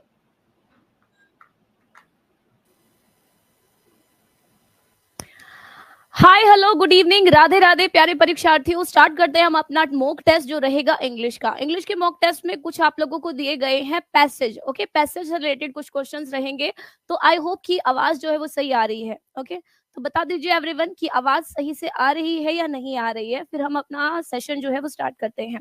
Okay, Radhe Radhe Nisha ji, everyone everyone everyone good evening and Radhe Radhe. Okay, so start कर रहे हैं। देखिए, सबसे पहले आपका रहने वाला है पैसेज, क्योंकि पैसेज के बिना आज के टाइम पे कोई भी किसी भी पेपर को आप दे लीजिए, बिना पैसेज के कोई भी पेपर होता ही नहीं है। Okay, so here we have a passage. Correct everyone? Passage क्या कह रहा है? जो भी पैसेज है, पहले क्वेश्चंस को ही पढ़ते हैं ना। क्वेश्चन क्या कह रहा है? With what could the fisherman succeed in catching fish? पूछ रहा है कि ऐसी क्या चीज थी जिससे फिशरमैन फिश को पकड़ने में सफल हुआ। तो किससे पकड़ने में सफल हुआ? राधे राधे एवरीवन। दिख नहीं रहा है, ओके? तो देखिए, दिख नहीं रहा है तो भैया अभी तो यही है मेरे पास, मैं बोल रही हूँ आप लोगों को, क्वेश्चन है हमारे पास ये वाला, okay? With what could the fisherman succeed in catching fish? ये जो पैसेज है एक फिशरमैन के बारे में है, ओके? फिशरमैन है जो कि भैया फ्लूट प्लेयर भी है, ओके? बांसुरी बजाने वाला भी है, और वो क्या सोचता है कि फ्लूट बजाने से मैं एक मतलब जो फिश है उन्हें पकड़ लूंगा।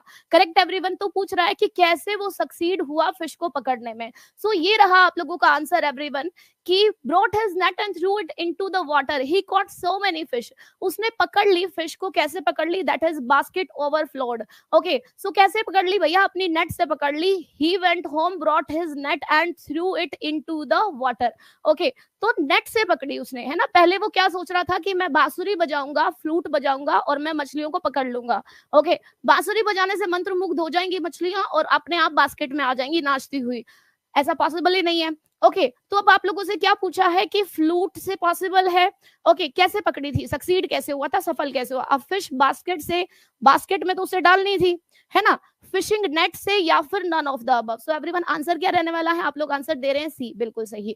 ओके, सो क्या है? So he went home, brought his net and threw it into the water. Okay, तो भैया फ्लूट से वो सफल नहीं हुआ। उसे स्टार्टिंग में लग रहा था कि वो फ्लूट बजाएगा और जो मछलियां हैं वो नाचती हुई उसकी बास्केट में आ जाएंगी कूद कूद के। ऐसा नहीं हुआ। ओके, सो फिश बास्केट से भी नहीं हुआ। वो फिशिंग नेट के, फिर उसने डाला पानी में, घर पे गया, भागा भागा और नेट को लेकर आया और पानी के अंदर डाला, and he became successful. Okay, correct everyone? चलिए नेक्स्ट क्वेश्चन है, उसी पैसेज से रिलेटेड ही आप लोगों के पास में सेकंड क्वेश्चन रहने वाला है।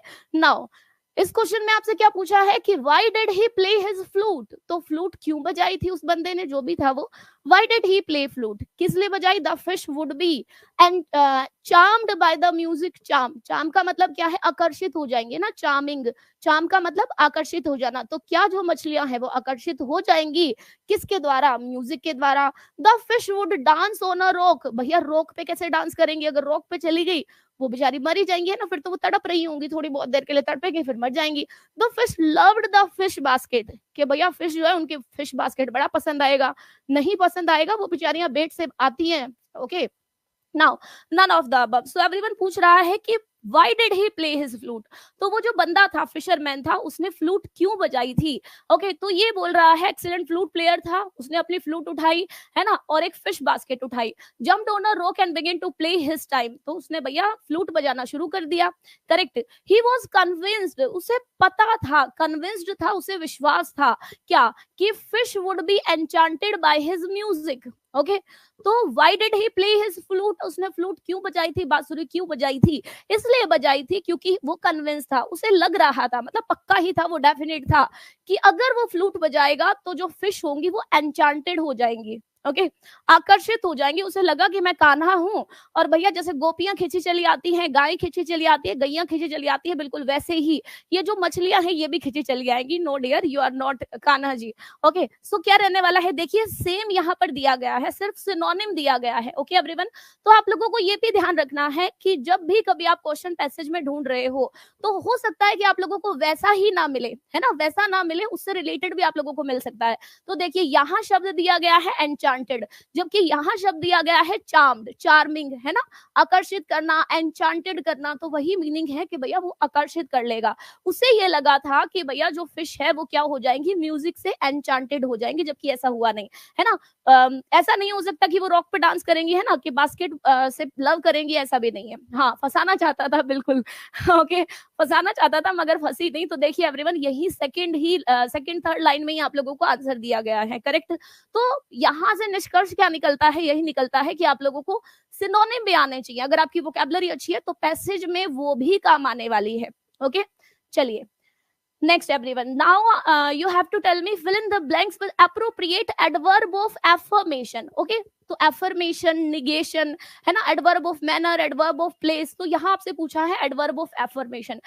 affirmation का मतलब क्या होता है everyone? affirmation का मतलब होता है yes, ओके, हाँ वाला, या फिर कहें कि पॉजिटिव वाला।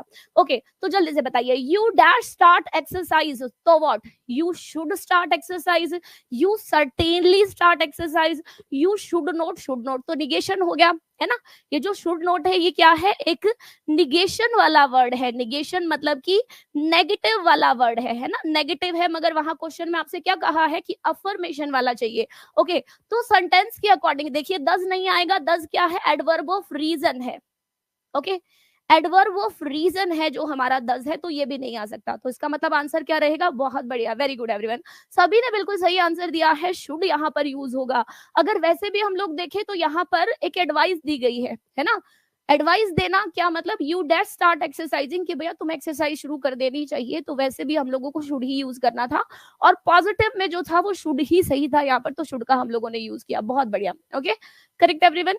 चलिए नेक्स्ट क्वेश्चन का आंसर देंगे। Now identify the tense of the following sentence. अब आप लोगों को टेंस को आइडेंटिफाई करना है, तो बहुत सारे क्वेश्चंस टेंस से पूछे जाते हैं। ओके, बहुत सारा, अगर हम बोलें कि भैया जो हमारी ग्रामर आती है एग्जाम में, वो ज्यादातर टेंस, है ना, टेंस से ही वर्ब रिलेटेड है। वर्ब वही मोडाल वर्ब हो गई, वही टेंस हो गए, है ना, वही की वही फिर हमारी finite verb, non finite verb, transitive verb, intransitive verb. तो ये मान लो कि 50% तो ग्रामर में टेंस का ही रोल है, वर्ब का ही रोल है। Okay, so he has known the girl for 5 years। अब ये जो 4 है और क्या है? सिंस। ओके, 4 और सिंस है वो कहां पर यूज होता है एवरीवन? परफेक्ट में भी यूज होता है, परफेक्ट कॉन्टिन्यूअस में भी यूज होता है, दोनों में यूज होता है ना। तो देखिए यहाँ आपको 4 दिया गया है, टाइम भी दिया गया है, मगर यहाँ पर आपको क्या दिया गया है? Has plus third form of verb दी गई है। ओके, तो has plus third form of verb कहां पर यूज होती है? बिल्कुल सही, प्रेजेंट परफेक्ट टेंस में। Okay, present perfect continuous tense में कौन सी वर्ब यूज होगी? यहाँ पर फर्स्ट फॉर्म हैज, हैव, और उसके साथ में क्या लगा होना चाहिए आपके पास में? बीन होना चाहिए, है ना, बीन होना चाहिए साथ में फर्स्ट फॉर्म ऑफ वर्ब रहनी चाहिए, साथ में आप लोगों को आईएनजी भी मिलना चाहिए, है ना, क्योंकि कॉन्टिन्यूअस है, तो कॉन्टिन्यूअस मतलब कि जारी रहने वाला। ओके, तो दो ही हो सकते थे जहां फॉर और सिंस लगा हो, तो ये तो है नहीं, है ना। Has plus third form of क्या रहेगा, ए रहेगा। करेक्ट एवरीवन, वेरी गुड, बहुत बढ़िया जिसने भी आंसर दिया है। Now everyone, the next question is you have to identify the appropriate conjunction. Okay, conjunction यहाँ पे आप लोगों को देखनी है कि कौन सी कंजंक्शन है। Thank you so much dear जिसने भी बोला he informed her dash where he was going. Okay, तो कंजंक्शन आप लोगों को बतानी है कि ये जो प्लेस है यहाँ कौन सी कंजंक्शन लगेगी, क्या दैट लगेगी, एज टू लगेगी, अबाउट लगेगी, या फिर नन ऑफ द अबव लगेगा यहाँ पर। ओके, देखिए अबाउट जो है वो प्रेपोजिशन है ना, तो यहाँ पर प्रेपोजिशन तो यूज होगी नहीं। दूसरा, अगर यहाँ पर देखोगे आप लोग तो ये नरेशन है ना, तो नरेशन में अबाउट यूज नहीं होगा, या तो दैट हो सकता है इस ब्लैंक में, या तो इफ हो सकता है ना, वेदर हो सकता है। करेक्ट, तो इनमें से कुछ हो सकता है एवरीवन। तो यहाँ पर जरा बताइए कि क्या यूज होगा। ओके, मोस्टली स्टूडेंट्स कह रहे हैं कि दैट यूज होगा। नाउ लिसन एवरीवन, अगर आपको नरेशन आती है तो नरेशन में आप लोगों को इतना भी पता होगा। बहुत बढ़िया विपिन जी, वेरी गुड। ओके, तो देखिए अगर आपको आती है नरेशन तो आपको इतना भी पता होगा कि जहां पर WH हमें दिया गया है, ओके, इंटेरोगेटिव सेंटेंस है, WH वाला आपको ऑप्शन दिया गया है। करेक्ट, हालांकि यहाँ इंटेरोगेटिव नहीं दिया हो क्योंकि इनडायरेक्ट में दे दिया। ओके, मार्क दिया होना चाहिए था वैसे यहाँ पर। तो वेयर दिया है ना, WH दिया है, तो उसके पहले कोई भी कंजंक्शन नहीं लगती है। अगर ये WH नहीं होता तब हम दैट लगा देते, मगर WH दिया है इसका मतलब हमें कुछ भी यूज नहीं करना है यहाँ पर। आई मीन आंसर क्या रहेगा हमारा, none of the above. Correct everyone, तो ये चीज आप लोगों को देखनी ही पड़ेगी कि WH दिया है। फिर एक और चीज आप लोगों को देखनी है कि WH के बाद आप लोगों को ये भी एरर पूछा जाता है। ओके, एरर में ये भी आएगा। कई बार आपको वेयर वाज ही गोइंग ऐसे सेंटेंस दे देते हैं। ओके, तो इसका मतलब वहां एरर रहता है। हमेशा नरेशन में WH के तुरंत बाद आप लोगों को सब्जेक्ट लेना होगा, सब्जेक्ट के बाद हेल्पिंग वर्ब आएगी। करेक्ट एवरीवन, सो आंसर क्या रहेगा हमारा, none of the above. Okay, so that was all everyone. ये थे हमारे 5 क्वेश्चंस इंग्लिश के। ओके, तो आगे फिर हम और भी आगे मतलब संडे वगैरह को आप लोगों का मॉक टेस्ट लेकर हाजिर होंगे आप लोगों के सामने। और जिसने भी सेशन को लाइक नहीं किया, देखिए बहुत धमाकेदार हमारा सेशन रहा है। ओके, 5 बजे चला और आप लोगों ने बहुत ही सपोर्ट भी किया, बहुत प्रेम भी दिया टीचिंग परीक्षा को। सो एवरीवन, आप सभी जितने भी हमारे जो बाकी के सोशल मीडिया प्लेटफॉर्म है, जैसे इंस्टाग्राम हो गया, टेलीग्राम हो गया, फेसबुक हो गया, सभी को सब्सक्राइब करना, सभी को ज्वाइन करना ना भूलें, सभी को फॉलो कीजिएगा, क्योंकि वहां पर आप लोगों को बहुत सारी इंफॉर्मेशन मिलने वाली है, नई नई चीजें आप लोगों को, नई नए क्वेश्चंस, एमसीक्यूज वगैरह। तो टीचिंग परीक्षा आप लोगों के लिए बहुत मेहनत कर रहा है। लाइक करके जरूर जाइएगा everyone. Okay, thank you so much, और लाइक कीजिएगा, नए हैं तो सब्सक्राइब करना ना भूलें। Thank you everyone, thank you so much. Okay, thank you Shubhi ji, thank you everyone, bye bye. और भी टीचर्स हैं? Yes sir, I am ready. आवाज सही है ना सर? हाँ जी,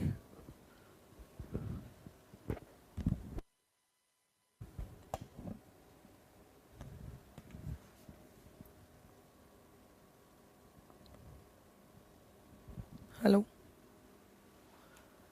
hello everyone, welcome all of you to the platform Teaching Pariksha. आप मुझे एक बार कमेंट करके बता दो क्या ऑडियो क्लियर है मेरी।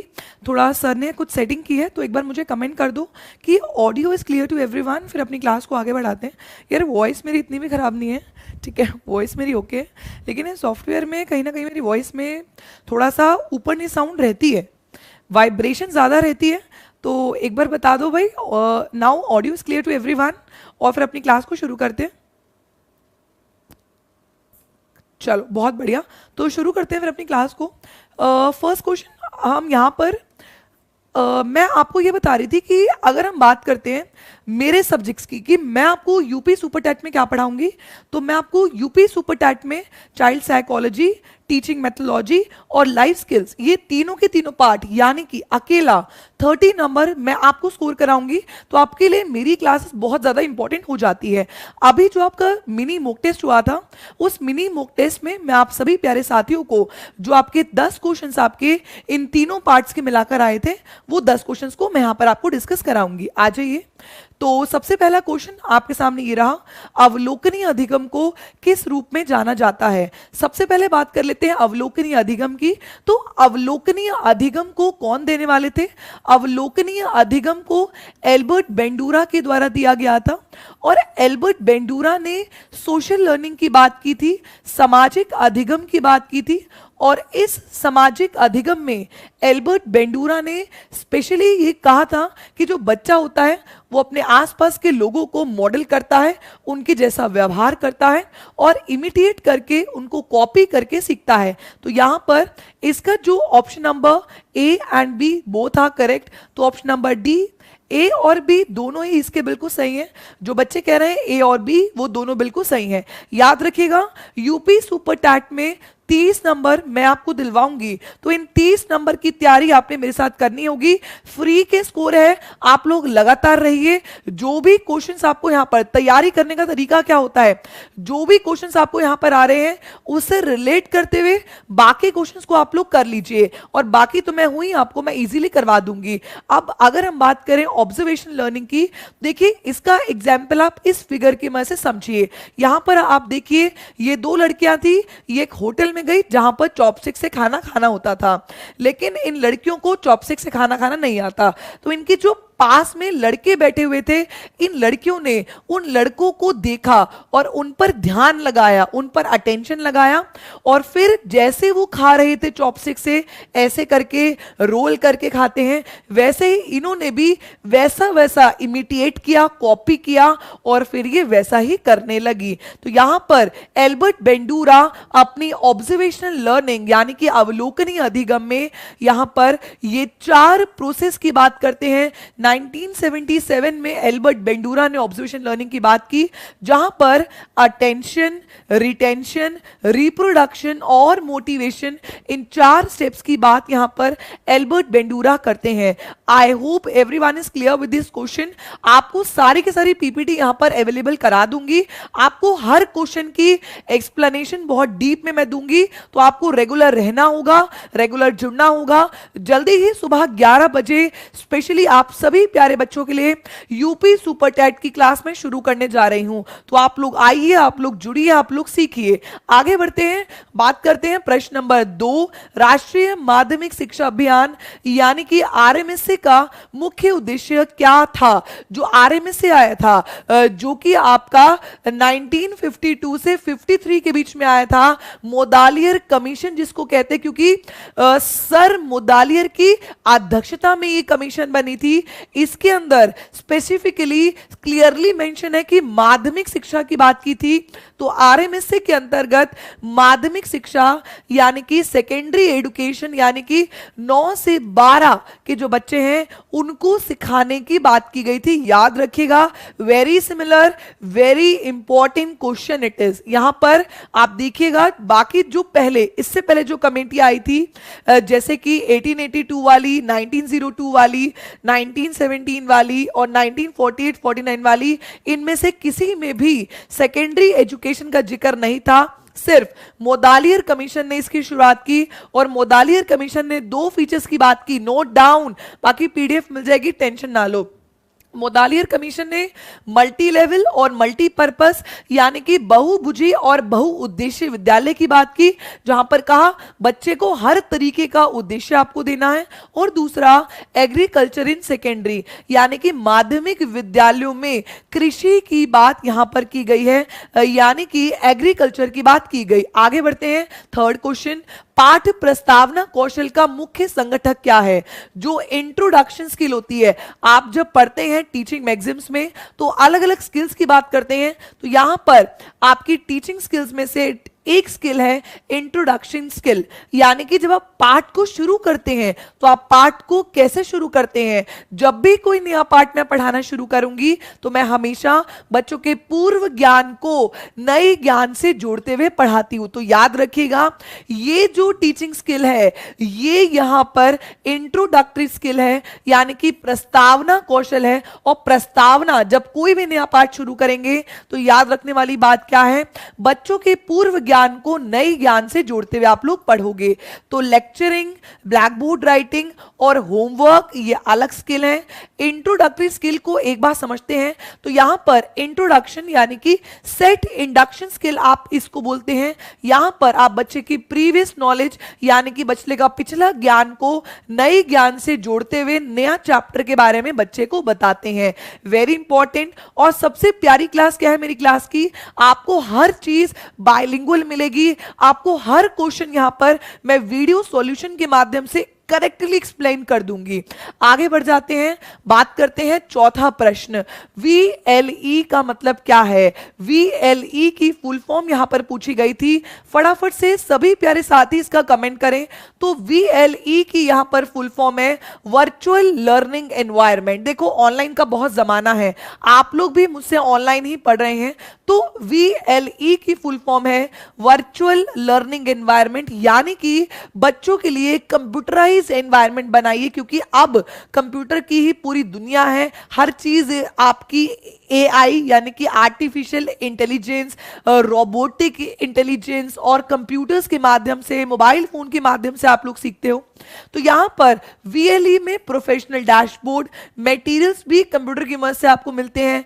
जो आपके ट्यूटर्स होते हैं वो भी आपको ऑनलाइन ही पढ़ा देते हैं और स्टूडेंट के डैशबोर्ड को भी बनाया जाता है। तो याद रखिए VLE की फुल फॉर्म पूछी जाएगी। आगे बढ़ते हैं, प्रश्न नंबर 5, निम्नलिखित में से कौन सा शिक्षण का सूत्र नहीं है। इन चारों में से कौन सा शिक्षण का सूत्र, और देखो सभी बच्चा लोग यहां पर कमेंट्स में भी बता रहे हैं, नीतू, चाय, वंदना, सरितन, everyone here, very nice, very good. तो यहां पर पूछा गया आपसे टीचिंग मैगजीम से भी क्वेश्चन पूछे जा रहे हैं। टीचिंग मैगजीम कौन सा नहीं है, यहां पर यह क्वेश्चन पूछा गया। From simple to complex, from definite to indefinite, from seen to unseen, या फ्रॉम डिडक्शन टू इंडक्शन। फटाफट से सभी प्यारे साथी मुझे कमेंट करके बताएंगे। देखिए ये जो क्वेश्चन है ये थोड़ा सा चेंज किया है, क्योंकि जो टीचिंग मैगजीम है वो सरल से कठिन होता है, बिल्कुल पहले आसान चीज फिर मुश्किल, निश्चित से अनिश्चित होता है, पहले डेफिनेट और फिर बच्चे को अनिश्चित, जो बच्चे को नहीं पता होगा वो बताएंगे। यहां पर दृश्य से अदृश्य यानी कि सीन से अनसीन, पहले बच्चे ने जो देखा हुआ है वो उसे अनसीन पर लेके जाते हैं। लेकिन option number D, from deduction to induction, यहां पर सॉरी इसको उल्टा कर लो, निगमन से आगमन तक कोई टीचिंग मैगजीम नहीं होता। निगमन से आगमन, ये उल्टा है, डिडक्शन टू इंडक्शन यानी कि निगमन से आगमन तक कोई टीचिंग मैगजीम नहीं होता। तो option number D is right. तो याद रखिएगा ये बहुत बेसिक क्वेश्चंस हैं और आपको रेगुलरिटी के साथ 11 बजे आपकी क्लास विद इन 1 वीक शुरू हो जाएगी यूपी सुपर टैट की, जहां पे 30 नंबर की तैयारी मैं ही आपको कराने वाली हूं। तो you have to regular on teaching परीक्षा। टीचिंग परीक्षा आपके लिए बहुत कुछ कर रहा है, तो यार you have to be regular and regular. आगे बढ़िए, बात करते हैं प्रश्न नंबर 6। बहुत सारे डिफाइंस है, मेरे पास पूरी डिफाइन की लिस्ट रखी है, तो मैं आपको सारे के सारे डिफाइन की लिस्ट ऐप पर भी डाल दूंगी और आपको यूट्यूब पे भी करा दूंगी कि किस साइकोलॉजिस्ट ने, किस एजुकेशनिस्ट ने, किस फिलोसोफर ने कि एजुकेशन के लिए कौन कौन सी डिफाइन, सारी की सारी परिभाषाओं की लिस्ट में आपको दे दूंगी। आप लोग प्लीज रेगुलर रहिएगा, ठीक है। ठीक है, चलिए आगे बढ़ते हैं। शैक्षिक प्रशासन उपयुक्त शिक्षक द्वारा उपयुक्त छात्र को उचित दिशा प्रदान करता है, जिसके द्वारा वे उपलब्ध अधिकतम संसाधनों का उपयोग करके सर्वश्रेष्ठ बनने में सक्षम हो सकते हैं। यह परिभाषा किसके द्वारा दी गई है? देखिएगा, educational administration provides appropriate education to appropriate student by appropriate teacher by which they can able to become the best by using available maximum resource। ये कह रहे हैं अगर आपकी एडमिनिस्ट्रेशन, अगर आपकी प्रबंधन समिति मस्त है तो टीचर भी मस्त पढ़ाएगी, बच्चे भी मस्त पढ़ेंगे और यहां पर जो मटेरियल यूज किया जाएगा आपको पढ़ाने के लिए वो भी मस्त होगा। तो अगर एडमिनिस्ट्रेशन, अगर प्रबंधक समिति, प्रशासन ओके है तो आगे सब कुछ ओके होगा। ये किसने कहा था? कमेंट करके बताओ। देखो कितना बच्चा सही आंसर देता है, वेरी गुड। तो ये कहा था आपका ऑप्शन नंबर 1 SN मुखर्जी ने। सुरेंद्र नाथ मुखर्जी इसकी फुल फॉर्म है। ये रहे सुरेंद्र नाथ मुखर्जी। सुरेंद्र नाथ मुखर्जी के बारे में पढ़ना आपके लिए क्यों जरूरी है? क्योंकि मैम क्लास कहाँ शुरू होगा? सदन अली जी, यही टीचिंग परीक्षा पर ही मैं पढ़ाती हूं और मैं कहीं नहीं पढ़ाती हूं। तो टीचिंग परीक्षा पर 11 बजे आप सभी प्यारे साथियों के लिए यूपी सुपर टैट की क्लास में शुरू करने जा रही हूं, जो कि आपको सुबह 11 बजे मिलेगी।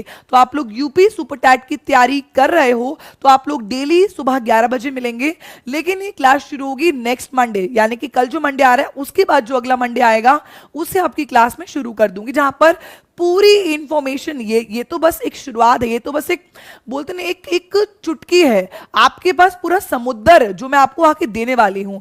यहां पर अगर हम सुरेंद्र नाथ मुखर्जी की बात करें तो मुखर्जी ने भारत के नागरिकों को आत्मसात करने का एक अभिन्न भूमिका निभाई। अब भूमिका क्या थी वो सुनेंगे। सुरेंद्र नाथ मुखर्जी ने भारत के संविधान के प्रारूप के लिए भारत का संविधान सभा के मुख्य ड्राफ्टमैन जो लिखते हैं, ड्राफ्टमैन की भूमिका निभाई थी। 1952 में मुखर्जी को सचिव राज्यसभा नियुक्त किया गया और 1963 में उनके निधन से पहले एक दशक बाद उन्हें भारत सरकार द्वारा पद्म भूषण से सम्मानित किया गया। तो ये बहुत बेसिक सी बातें हैं। बिल्कुल पेड कोर्स भी आप सभी प्यारे साथियों के लिए लाएंगे और पेड कोर्स में एनरोल करने के लिए you can call on the given number जो कि स्क्रीन पर चल रहा है। ओके, चलिए आगे बढ़ते हैं। प्रश्न नंबर 7। क्वेश्चंस का लेवल बहुत अच्छा था और ऐसे क्वेश्चंस, फैक्चुअल क्वेश्चंस के भंडार वो ज्यादा पूछ रहा है। तो आगे देखिए 7th question, when was national curriculum framework introduced by NCERT? NCERT के द्वारा नेशनल करिकुलम फ्रेमवर्क कब इंट्रोड्यूस किया गया? मतलब एनसीईआरटी ने एनसीएफ को कब उसकी छपाई शुरू की थी, कब उसको इंट्रोड्यूस किया था? तो वो किया था 2005 में। 2005 के एनसीएफ के बाद याद रखिए ये जो क्वेश्चन है ये 2005 के एनसीएफ से है। अब जो आपका नया एनसीएफ आ गया वो भी आपको पढ़ना होगा। तो यहां पर मैं आपको एनसीएफएससी, एनसीएफएफई, ये दोनों के दोनों एनसीएफ जो आपके रीसेंट के एनसीएफ हैं ये भी मैं आपको एक्यूरेटली यहां पर समझाने वाली हूं। तो you have to be another regular in the class. तो यहां पर एनसीएफएससी जो है वो आपका 2023 में आया। इसकी full form national curriculum framework for school education, स्कूली शिक्षा के लिए ये है। और NCFFE national curriculum framework for foundational education. तो ये दोनों की दोनों एनसीएफ मैं आपको यहां पर क्लियर करवा दूंगी। आगे बढ़ जाते हैं। प्रश्न नंबर 8 बहुत हल्का, बहुत ही प्यारा क्वेश्चन है और ये क्वेश्चन है आपका अक्षमता से यानी कि डिसेबिलिटी से। तो आइए एक बार डिस्कस कर लेते हैं। बिल्कुल बैच भी इंट्रोड्यूस होगा और विद इन 1 और 2, मतलब जैसा दानिश सर को लगेगा इसी महीने मुझे लग रहा है कि वो इंट्रोड्यूस करेंगे हम लोग, तो आपको इसी महीने बैच भी आपको देखने को मिल जाएगा। ओके, तो डिसेबिलिटी जिसमें बच्चा पढ़ नहीं पाता और लिख नहीं पाता वो कौन सी डिसेबिलिटी होगी? फटाफट से मुझे कमेंट कर दो, फटाफट से मुझे कमेंट कर दो। तो ऑटिस्टिक स्पेक्ट्रम डिसऑर्डर ये आपका बिहेवियरल डिसऑर्डर है, यानी कि व्यवहार में प्रॉब्लम आती है। ये बच्चा वो होता है जो सामाजिक संपर्क नहीं कर पाता। कौन नहीं कर पाता? सामाजिक संपर्क नहीं कर पाता। ये बच्चा वो होता है जो एक ही बात को बार बार कहता है। तो रिपीटेटिव बिहेवियर होता है, ये एक ही बात को बार बार कहता है, ना सामाजिक संपर्क कर पाता है और एक ही बात को, जैसे कि हाँ मैं जाऊंगा, हाँ ठीक, ओ नहीं नहीं मुझे नहीं जाना, तो ये अपनी बात को करने से डरता है, ये बच्चा वो होता है। डिसलेक्सिया इसका सही आंसर है। ये बच्चा ना पढ़ पाता है, ना बोल पाता है, ना लिख पाता है। डिस्प्रेक्सिया वाला बच्चा वो होता है जिसका हाथ का और आई का और ब्रेन का कोऑर्डिनेट नहीं हो पाता। ये बच्चा वो होगा जो पेन भी नहीं पकड़ पाएगा। पेन आएगा पहले ही हाथ बंद करेगा, पेन नीचे गिर जाएगा।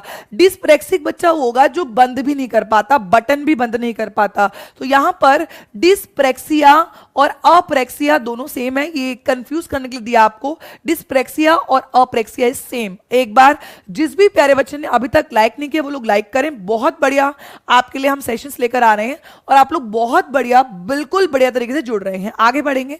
9वां प्रश्न, नवाचार एक ऐसा विचार है जिसे व्यक्ति द्वारा नया माना जाता है, यह किसने कहा था? An innovation is an idea perceived as a new by individual. एक एक आइडिया, एक इनोवेशन, एक नया आइडिया है जो हमारे दिमाग में आता है और हम उसको क्रिएट करते हैं। ये किसने कहा था? फटाफट से पीहू, बिल्कुल सही कहा आपने, गुड। तो यहां पर ये कहा था आपके और सभी के प्यारे B.E.M. रॉजर्स ने। तो ये मैंने जैसा कि आपको बताया कि जो अलग अलग साइकोलॉजिस्ट की डिफाइंस वगैरह हैं वो सब मैं आपको एक लिस्ट दे दूंगी। आप लोग हमारे प्यारे हैं तो आप लोगों ने इतना आप लोग कर रहे हो तो आपको पूरी लिस्ट मिल जाएगी, यहां पर आप लोग पढ़ लेना। ओके, आगे बढ़ते हैं। 10th क्वेश्चन, ये लास्ट क्वेश्चन रहेगा इस सेशन का। तो in the history of Indian education which committee first discuss wastage and stagnation? भारतीय शिक्षा के इतिहास में किस समिति ने सबसे पहले अपव्यय और अवरोधन पर चर्चा की थी? बताइए वो कौन सी कमेटी थी जिसने सबसे पहले ये कहा था कि शिक्षा में बहुत चीजें बर्बाद हो रही हैं और आप बच्चों का टाइम वेस्ट कर रहे हो। तो बताइए ये किसने कहा था? फटाफट से आप लोग कमेंट करोगे। देखो आज संडे है और हमने संडे को फंडे बना दिया है और अब इंडिया और पाकिस्तान का आज वर्ल्ड कप में मैच है तो आप लोग सब देखना। हम लोग सब बातें यहाँ पर, हमारी पूरी फैमिली, हम लोग पूरी फैमिली है तो हम लोग एक दूसरे को सपोर्ट भी करते हैं। स्पेसिफिकली जो दानिश सर हैं वो एक मेंटोर हैं, वो हर चीज मैनेज करते हैं और कहीं ना कहीं वो आप लोगों के हमेशा साथ रहते हैं। तो यहां पर बताइए क्या होगा? हर्टॉग कमेटी, यशपाल कमेटी, मेहता, जाकिर हुसैन। तो इसका जो आंसर है वो है हर्टॉग कमेटी। हर्टॉग कमेटी ने सबसे पहले यहाँ पर वेस्टेज और स्टेग्नेशन की बात कही थी। तो ये थे आपके हमारे साथ सभी क्वेश्चंस। मैं उम्मीद करती हूँ कि मेरी क्लास लास्ट हुई लेकिन आप लोगों के लिए बहुत बेहतरीन क्लास थी। और यहाँ पर मैंने मेरा तरीका पढ़ाने का ये होता है कि सिर्फ क्वेश्चन ही मैं एक्सप्लेन नहीं करती हूँ, उस क्वेश्चन की जितनी भी बारीकियां होती हैं मैं आपको हर बारीकी को यहाँ पर एक्सप्लेन कर देती हूँ। तो मैं उम्मीद लगा रही हूँ कि आप सभी को आज वाली जो हमारा पूरा बैकअप सेशन था ये आपको पसंद आया होगा और ये पूरे बंच को आप लोग सपोर्ट कर रहे हो। अभी नेक्स्ट संडे को भी आपको मिनी मॉक टेस्ट दिया जाएगा तो आप लोग मॉक टेस्ट में कीजिए और इसका जो होल सॉल्यूशन है ये आपको ऐप पर दिया जाएगा। सबकी जो सेशंस हैं उनको उनकी पीपीटीज को हम एक कलाइड करेंगे, उनको आपको जोड़कर आपको पीडीएफ के फॉर्म में आपको ऐप पर मिल जाएगी। तो आप लोग ऐप पर जुड़ो और रेगुलर रहो। और जिस बच्चे ने एक बार एनर्जेटिक थम्स अप दिया वो तगड़े वाला एक बार एनर्जेटिक थम्स अप दे दीजिए। फिर अपनी क्लास को यहीं पर हम समाप्त करेंगे। मुझे उम्मीद है कि ये क्लास आपको बेहद पसंद आई होगी और मिलेंगे, जुड़ेंगे और चलिए फिर मिलते हैं फिर आपसे नेक्स्ट सेशन में। तब तक thank you everyone for watching, bye bye and take care.